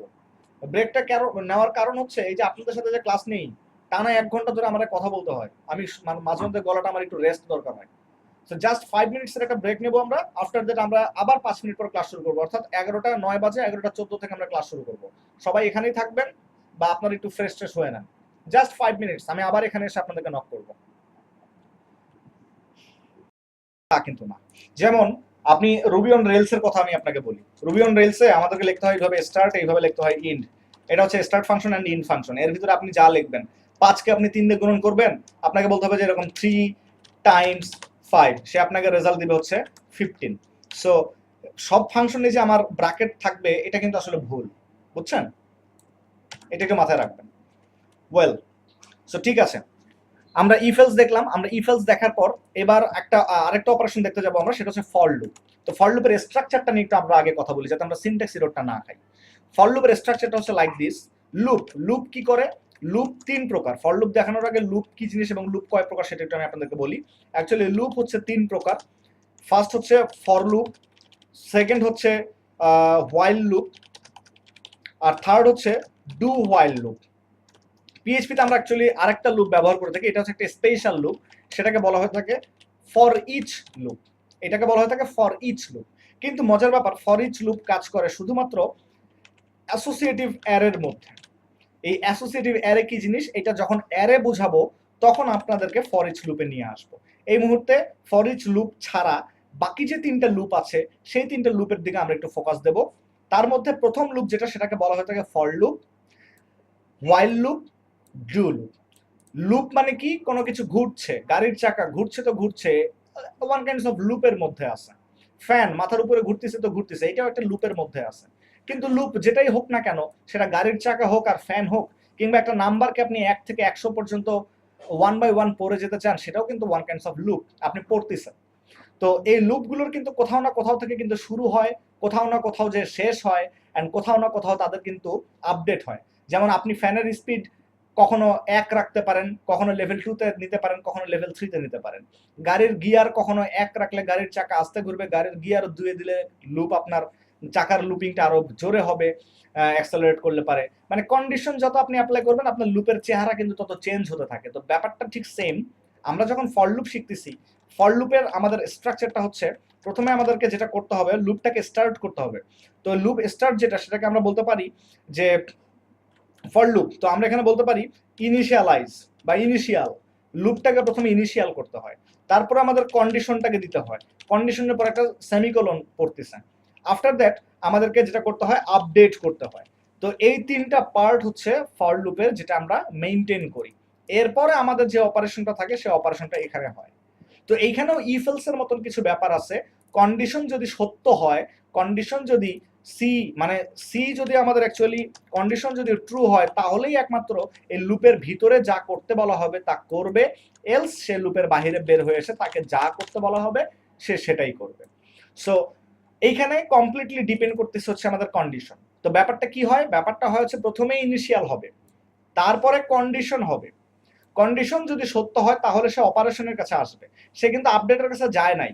কন্ডিশন সত্য হলেই সে অপারেশনের কাছে আসবে, এন্ড অপারেশন করে তারপরে যাবে সে আপডেটের কাছে। তারপরে সে কি আবার ইনিশিয়ালের কাছে যাবে? না, ইনিশিয়াল শুধু একবারই হবে। This is for only the first time.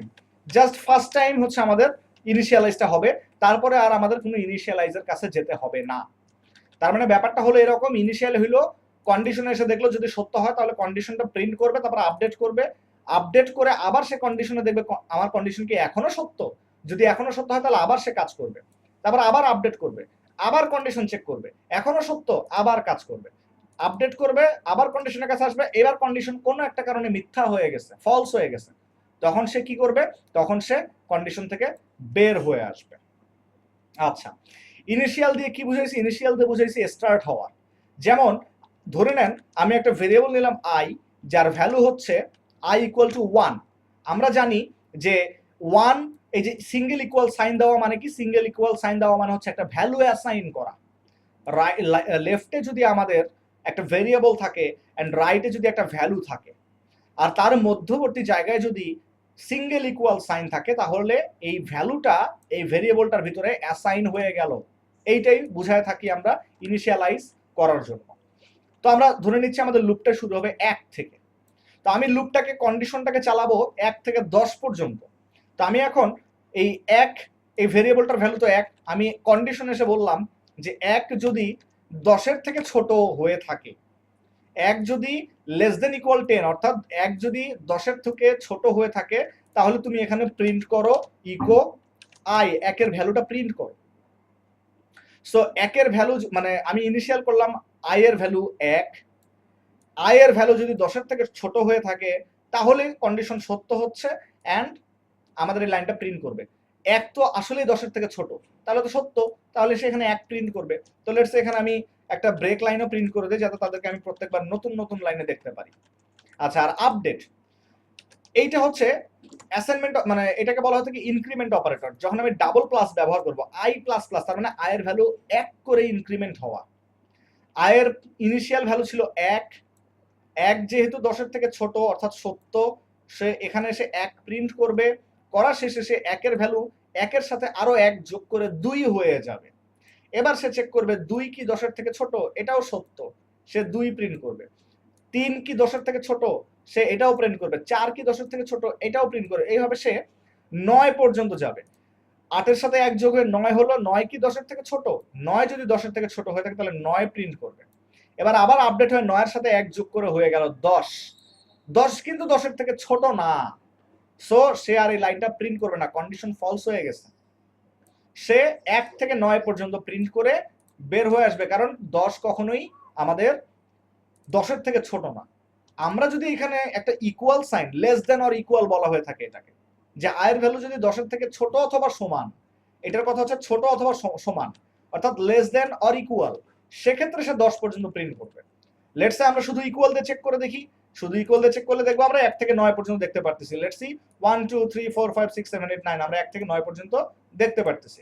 What if যদি আমি এখানে একটা ইকুয়াল সাইন দিয়ে দেই, তাহলে দেখতে পারবো 10 পর্যন্ত দেখতে পারবো, 9 এর পরে 10 পর্যন্ত দেখতে পারবো। দেখেন 1 থেকে 10 পর্যন্ত আমরা সম্পূর্ণটুকু এখন দেখতে পারতেছি। আচ্ছা, যদি এখন আমরা এটা বলি তাহলে আমাদের কোনো কিছুই প্রিন্ট হবে না। তার কারণ হচ্ছে আয়ের ভ্যালু কিন্তু 10-এর থেকে বড় না, আয় শুরু হইতেছে 1 থেকে। কন্ডিশন তো আমার প্রথমেই ফলস, কিছুই প্রিন্ট হবে না, আমার স্ক্রিন থাকবে খালি। দেখেন আমার স্ক্রিন খালি, কোনো কিছু নাই। সো কন্ডিশনটা হচ্ছে এখানে আমাদের ফ্যাক্ট। আমরা এখানে গ্রেটার দেন আর ইকুয়াল ব্যবহার করছি, কিন্তু আয়ের ভ্যালু তো গ্রেটার দেন না। সো এই ক্ষেত্রে আমরা আমাদের কন্ডিশনটাকে সত্য রাখার জন্য এটাকে I less than or equal 10 ব্যবহার করলাম। এখন এই ছোট্ট একটা জিনিস দিয়েই আমরা ছোট্ট একটা প্রোগ্রাম বানায় ফেলি। দেখেন আমরা এখানে লিখছিলাম আই, তাই না? আমরা উপরে আরেকটা ভেরিয়েবল নেই, লেটস সে এন একটা ভেরিয়েবল নিলাম যার ভ্যালু হচ্ছে 5। তো আমরা এখানে বললাম এন, প্রথমে আমরা প্রিন্ট করছি এন, অর্থাৎ সে 10 বার এন প্রিন্ট করবে, 10 বার সে 5 প্রিন্ট করবে। এরপর কনক্যাটেনেশনের মধ্যে এসে আমি একটা গুণন চিহ্ন প্রকাশ করলাম। কনক্যাটেনেশন শেষ করে এবার আমি আই এর ভ্যালুটাকে দিলাম। তাহলে কি হচ্ছে 5 গুণন 1, ঠিক আছে? এটা কিন্তু অ্যাকচুয়ালি একটা চিহ্ন, এটা কিন্তু কোনো ফাংশনালিটি, কোনো কার্যক্রম না, কারণ এটা একটা স্ট্রিং। এরপর আমরা একটা কনক্যাটেনেশন দিয়ে আবার সিনট্যাক্স দিয়ে তার ভিতরে আমি একটা স্ট্রিং হিসেবে একটা ইকুয়াল সাইনকে প্রকাশ করলাম, করে আবার কনক্যাটেনেশন দিলাম, ঠিক আছে? দিলে পারে এবার এই এন কে যদি আমি গুণন চিহ্ন করে এন ভেরিয়েবলকে যদি আমি আই দিয়ে গুণন করে দিই, যেহেতু তাদের দুইজনেরই ডেটা টাইপ হচ্ছে নাম্বার, এন্ড লাস্টে এসে আমি আরেকটা কনক্যাটেনেশন দিয়ে এখানে একটা ব্রেক ট্যাগ দিচ্ছি, আমি ব্রেক ট্যাগ দিলে পরে দেখেন আপনারা দেখতে পারবেন it seems A Times table 5 into 1 5, 5 into 2 10, 5 into 3 equal to 15। এখন যদি আমি আপনাদেরকে কাউকে বলি যে 23-এর ঘরের নামতা বলতে বা 27-এর ঘরের নামতা বলতে, কেউ বলতে পারবেন? দেখেন আমরা এমন একটা কোড লিখছি বা এমন একটা প্রোগ্রাম করছি যে n equal to 23 বলার সাথে সাথে আমাকে 23 এর টাইমস টেবিল আমাকে দেখায় দিচ্ছে। n equal to 29 বলার সাথে সাথে আমাদেরকে 29 এর টাইমস টেবিল আমাদেরকে দেখায় দিচ্ছে। সো এইভাবে কিন্তু আমরা একটা লুপ দিয়ে আসলে অনেক কিছুই করতে পারি। কথাটা কি ক্লিয়ার সবার কাছে? লুপ কি জিনিস বা ফর লুপ কিভাবে কাজ করে এটা কি আমরা বুঝতে পেরেছি? ফর লুপ কি ক্লিয়ার? ওয়েল, এবার আমি আপনাদেরকে দেখাচ্ছি যে ফর লুপ ছাড়া আরেকটা লুপ আছে, হোয়াইল লুপ। আচ্ছা, শাওন ভাইয়ের কথাটা মজা লাগছে যে আজকে বুঝলাম।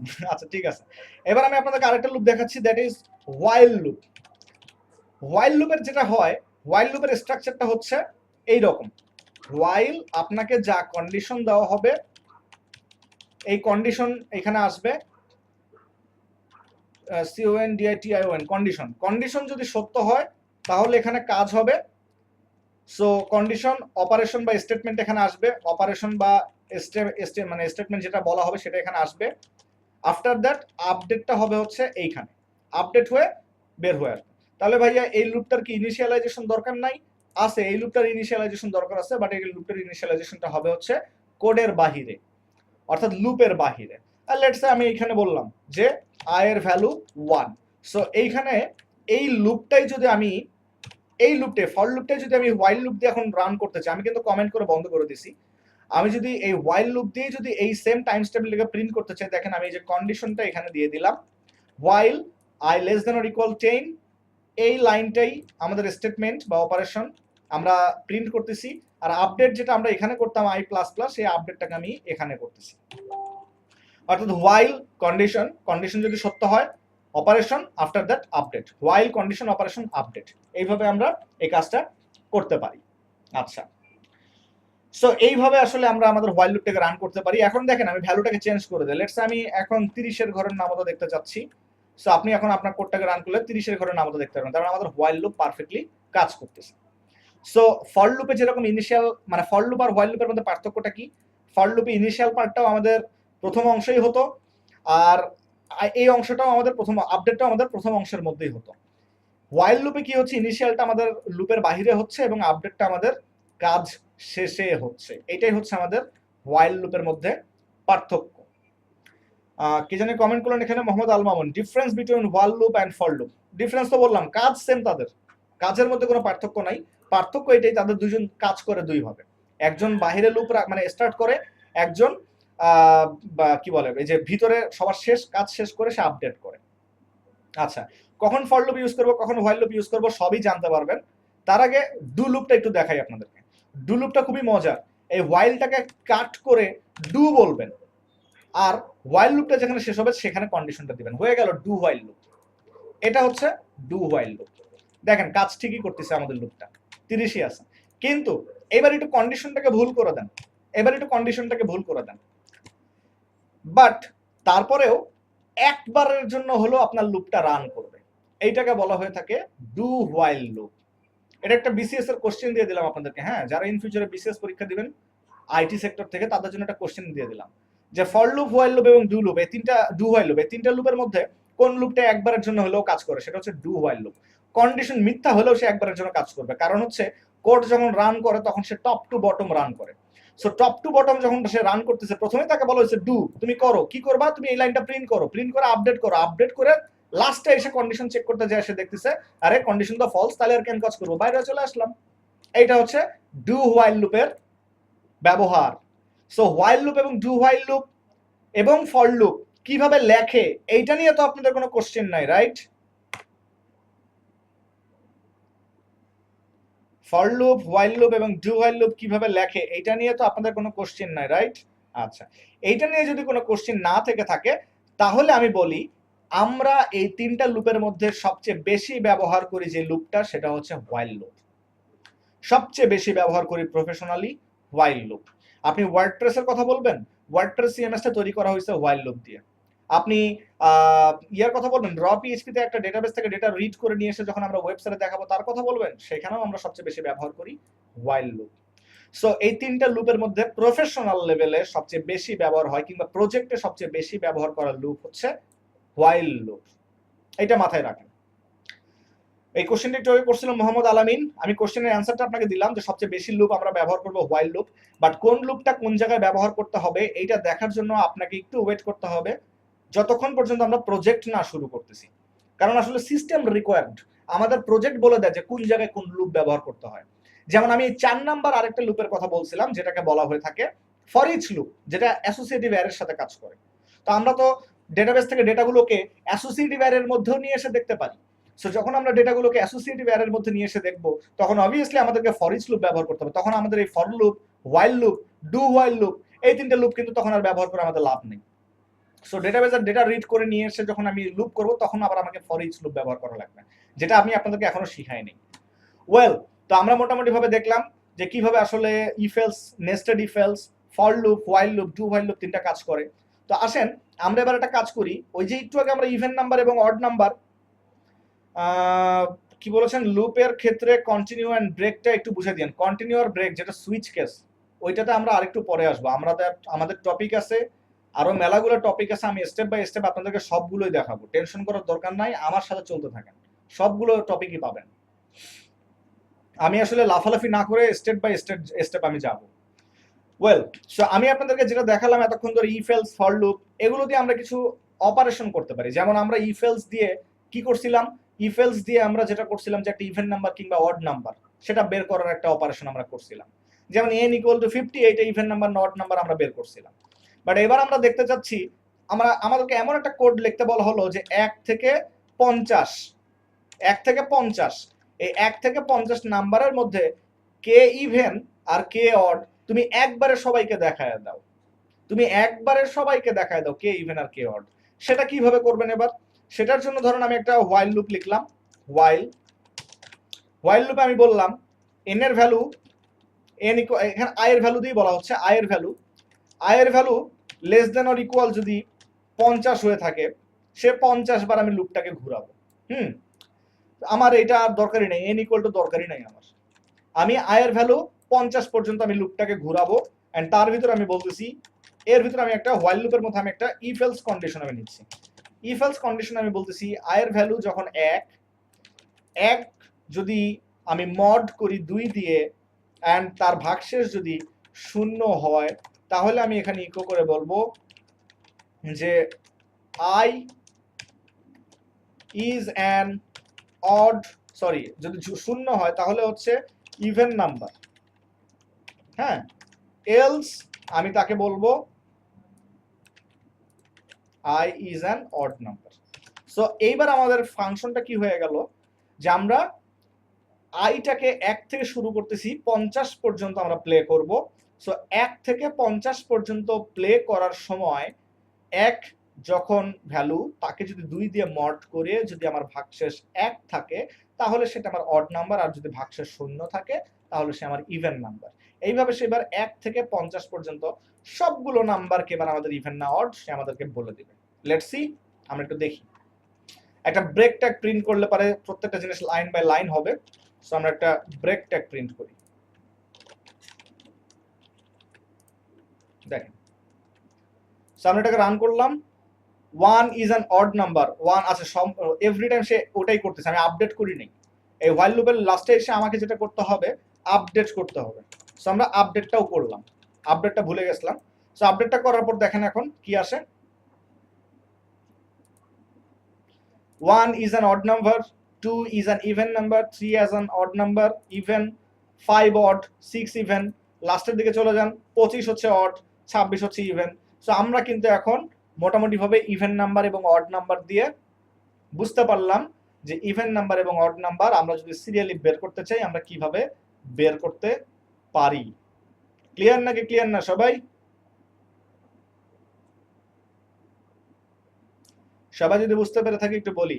ওকে, এবার আপনাদেরকে এই ইফ এলস এবং ফর লুপ, এই ইফ এলস এর একটা জটিল ধাঁধায় আমি আপনাদেরকে ফেলবো। এই জটিল ধাঁধায় আপনাদেরকে যে ফেলবো সে জটিল ধাঁধায় পড়ার জন্য আপনারা একটু রেডি হন। আমি আপনাদেরকে একটা প্রবলেম স্টেটমেন্ট দিচ্ছি এখন, খুবই সহজ একটা স্টেটমেন্ট, একটা প্রবলেম আপনাদের সাথে শেয়ার করব। সেই প্রবলেমটা আপনারা চিন্তা করবেন কিভাবে আমরা সলভ করতে পারি ইউজিং প্রোগ্রাম, আমরা প্রোগ্রাম করে কিভাবে সলভ করতে পারি। সো আমি একটা নোটপ্যাড ওপেন করলাম, নোটপ্যাড ওপেন করে আমি এখানে একটা ফন্ট সাইজটা বাড়ায় দিই সো দ্যাট আপনারা দেখতে পারেন। আচ্ছা, ধরে নেন you are inside of a building, আপনি একটা বিল্ডিং এর ভিতরে আছেন, যে বিল্ডিং এ গ্রাউন্ড ফ্লোর থেকে টোটাল 100th ফ্লোর পর্যন্ত তালা আছে বা ফ্লোর আছে। তার মানে 0 থেকে 100 তালা পর্যন্ত বিল্ডিংটা তাহলে কয় তালার হচ্ছে? 100 তালার একটা বিল্ডিং হচ্ছে। এই যে 100 তালার একটা বিল্ডিং, এটা আপনি কি করতেছেন? You are inside of a building, আপনি যে বিল্ডিংটার ভিতরে আছেন সেই বিল্ডিংটা 100 তালা একটা building. You can be any floor at the building, আপনি বিল্ডিংটার যে কোনো একটা ফ্লোরে আছেন। And lift can be at any floor in the building. আচ্ছা, so you can be at any floor, আপনি যে কোনো একটা ফ্লোরে আছেন ইনসাইড দ্য বিল্ডিং। আপনি বিল্ডিং এর 10 তলাতেও থাকতে পারেন, 20 তলাতেও থাকতে পারেন, 30 তলাতেও থাকতে পারেন। আবার ওই বিল্ডিং এর লিফটটাও কিন্তু যে কোনো জায়গায় থাকতে পারে, 50 তলাতেও থাকতে পারে, 100 তলাতেও থাকতে পারে, আবার নিচ তলাতেও থাকতে পারে। ঠিক আছে? ইউ হ্যাভ টু, প্রোগ্রামটা আপনাকে বলতেছে আপনার যে গোল বা ফাইনাল যে গোল সেটা হচ্ছে you have to go to the down floor বা ground floor, actually you have to go to the ground floor, আপনাকে গ্রাউন্ড ফ্লোরে যেতে হবে ইউজিং দ্য লিফট। আপনাকে, আপনি যে ফ্লোরেই থাকেন না কেন আর লিফট যে ফ্লোরেই থাকুক না কেন আপনাকে গ্রাউন্ড ফ্লোরে যেতে হবে। তার মানে আপনি এইখান থেকে বুঝতে পারতেছেন যে আপনি গ্রাউন্ড ফ্লোরে নাই। আপনি বিল্ডিংটা যে কোনো জায়গায় থাকতে পারেন বাট আপনি গ্রাউন্ড ফ্লোরে নাই। আপনার গোল হচ্ছে আপনাকে গ্রাউন্ড ফ্লোরে যেতে হবে। And you have to calculate the total time in second. তার মানে আপনি যে গোলটা নিলেন যে আপনাকে গ্রাউন্ড ফ্লোরে যেতে হবে ইউজিং দ্য লিফট, আপনাকে ক্যালকুলেট করে বলতে হবে টোটাল কত সেকেন্ড আপনি সময় নিছেন আপনি যে ফ্লোরে আছেন সেই ফ্লোর থেকে গ্রাউন্ড ফ্লোরে যেতে। আপনার প্রোগ্রাম করার সুবিধার্থে আপনাকে কিছু কন্ডিশন দিয়ে দেওয়া হচ্ছে। যেমন প্রথম কন্ডিশন, আপনি লিফটে এন্টার অর এক্সিটের জন্য সময় পাবেন 5 সেকেন্ড, অর্থাৎ লিফটের দরজা খোলার পরে 5 সেকেন্ড সময় পর আপনি মানে ঢোকা এবং বের হওয়ার জন্য 5 সেকেন্ড করে আপনি সময় পান। লিফটের ডোর ওপেন অর ক্লোজের জন্য আপনি সময় পাবেন 3 সেকেন্ড। লিফটের দরজা ওপেন হতে সময় নেয় 3 সেকেন্ড, ক্লোজ হতে সময় নেয় 3 সেকেন্ড। অ্যান্ড আরেকটা লাস্ট কন্ডিশন, সেটা হচ্ছে লিফট তার ইমিডিয়েট আপ অথবা ডাউন ফ্লোরে যেতে সময় নেয় 4 সেকেন্ড। সো এই তিনটা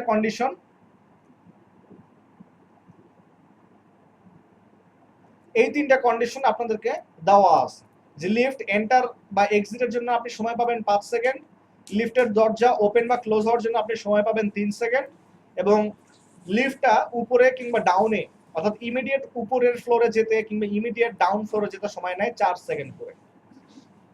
সো এই প্রোগ্রামটা আপনাদেরকে এখন কোড করে করতে হবে, আর আপনাদেরকে বলতে হবে যে আপনি যে ফ্লোরে আছেন সেই ফ্লোর থেকে গ্রাউন্ড ফ্লোরে যেতে টোটাল কত সেকেন্ড সময় লাগবে।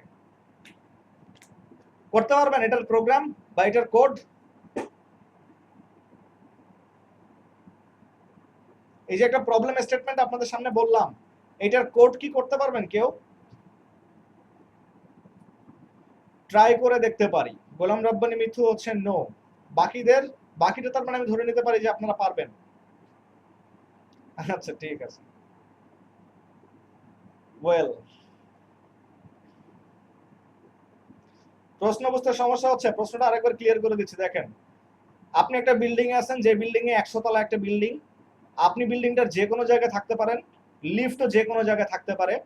আপনাকে যেটা কোড করতে বলতে হয়েছে সেটা হচ্ছে যে আপনাকে নিচতলায় যেতে হবে এবং লিফটের মাধ্যমে, আর বলতে হবে টোটাল কত সেকেন্ড সময় লাগছে আপনার লিফটের মাধ্যমে বাসা মানে নিচতলায় যেতে। কন্ডিশন, লিফটের এন্টার করতে বা এক্সিট করতে আপনাকে 5 সেকেন্ড সময় দেওয়া হয়েছে, লিফটের দরজা ওপেন হতে বা ক্লোজ হতে 3 সেকেন্ড সময় নেয়, এবং লিফট তার ইমিডিয়েট উপরের তালা কিংবা ইমিডিয়েট নিচের তালা যেতে 4 সেকেন্ড করে সময় নেয়। মোহাম্মদ আল মামুন ভাই, আমি এটা হোমওয়ার্ক হিসেবে দেবো না, কারণ আপনাদের নেক্সট উইক থাকবে হচ্ছে ঈদের বন্ধ, তারপরের উইকে যে আপনাদের ক্লাস শুরু হবে। সো ততদিনে আপনারা এগুলো ভুলে ফেলবেন। দেখেন, এই প্রবলেমটাকে আমি আপনাদেরকে সলিউশন করে দিই। আমি প্রথমে একটা ভেরিয়েবল নিলাম। আচ্ছা, আপনাদের ভিডিও চলতেছে তো? হ্যাঁ চলতেছে। প্রথমে আমি একটা ভেরিয়েবল নিলাম মাই পজিশন।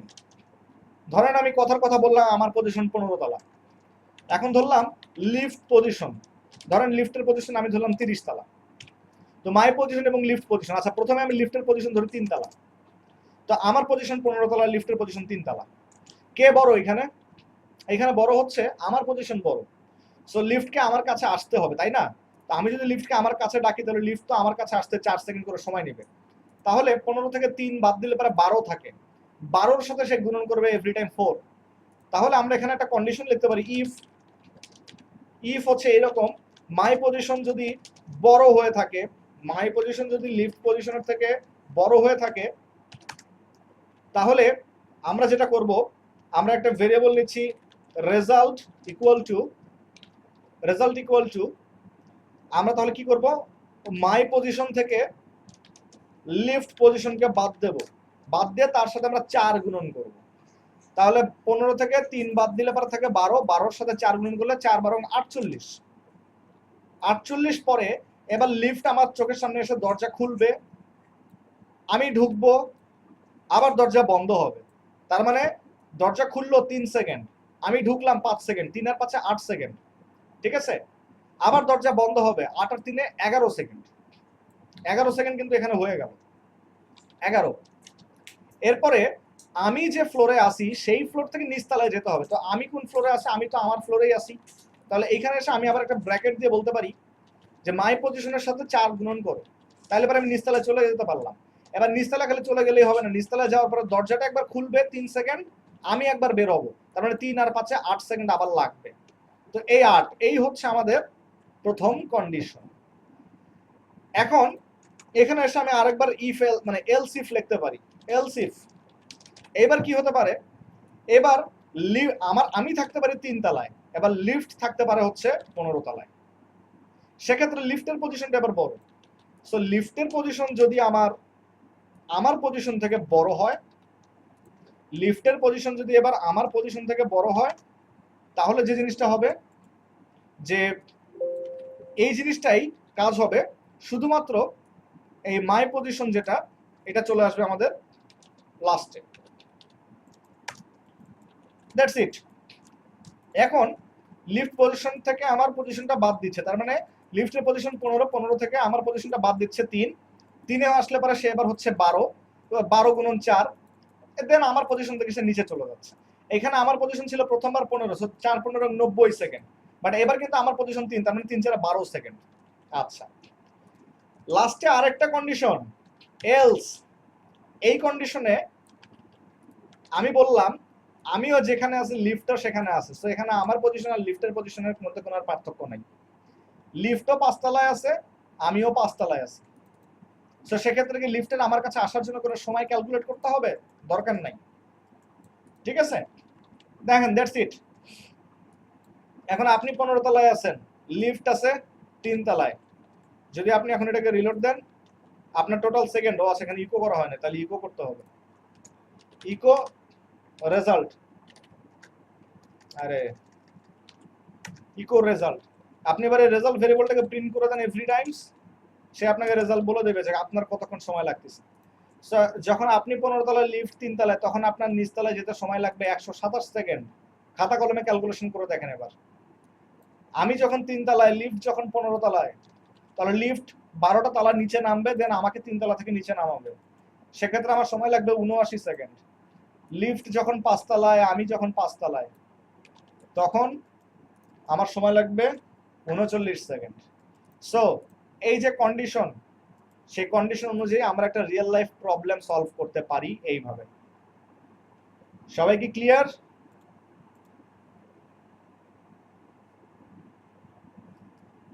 ওকে, সো কেমন লাগলো ব্যাপারটা আপনাদের কাছে?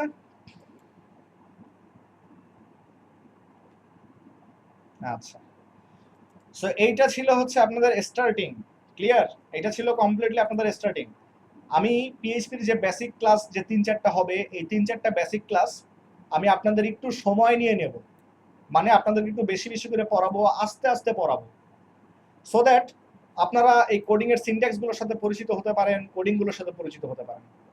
আফটার দ্যাট আমরা যখন প্রজেক্ট শুরু করব, তখন কিন্তু এই সিনট্যাক্স নিয়ে আমি প্যারা নেব না, তখন কিন্তু এই সমস্ত অ্যালগরিদম নিয়েও আমি প্যারা নেব না, তখন আমি আপনাদেরকে অ্যাডভান্স লেভেলের জিনিসপত্র দেখাবো।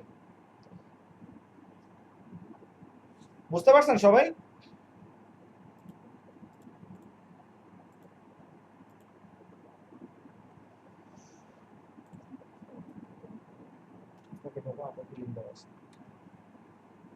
ওকে, নেক্সট ক্লাস কবে হবে? নেক্সট ক্লাস আপনাদের সম্ভবত ঈদের ছুটি পড়ে যাবে, সো ঈদের ছুটি যদি পড়ে যায় তাহলে সেক্ষেত্রে সেটা আপনাদেরকে জানাই দেবো। এটা আপনাদের গ্রুপে পোস্ট করবে, আমাদের শিক্ষক সভা অফিস থেকে আপনাদেরকে পোস্ট করবে। আর যদি হচ্ছে যে আপনাদের ঈদের ক্লাস না পড়ে, যদি আপনারা আরেকটা ক্লাস পান, আমি দেখতেছি আপনাদের নেক্সট ক্লাস হচ্ছে 25 তারিখ, তো সেই হিসেবে আমার জানা মতো আপনাদের ক্লাসটা বন্ধ থাকবে। সেই হিসাবে আপনাদের ক্লাস শুরু হতে পারে শনিবার, অর্থাৎ 30 তারিখ থেকে আপনাদের ক্লাস শুরু হতে পারে, 30 তারিখ 1 তারিখ, কারণ ঈদের পর থেকে আপনাদের সপ্তাহে 2 দিন ক্লাস হবে। বুঝতে পারছেন? এই আপনাদের আজকে এইটুকু টপিকই দেখাচ্ছি, আজকের এর বেশি কোনো টপিক দেখাচ্ছি না, আজকে এই পর্যন্তই। যেটুকু দেখাইছি বাসায় প্র্যাকটিস করেন ভালো মতো, অ্যান্ড মেক শিওর যে আপনি আমাদের সাথে ঠিক মতো কোপ আপ করতে পারতেছেন, কারণ অনেকেই আছেন যারা একেবারে নতুন ফার্স্ট টাইম পিএইচপি করতেছেন, সো তাদের জন্য একটু সময় লাগবে জিনিসপত্রগুলোকে হাতে ধরা বা হাতে শেখা, সো তারা একটু বেশি বেশি করে প্র্যাকটিস করবেন। আর আপনাদের যে ক্লাস ভিডিও, এটা কোথায় থাকবে কিভাবে থাকবে আপনাদেরকে দেখাচ্ছি, একটু দেখে নেন সুন্দর করে। ব্রাউজার যত বড় করছি,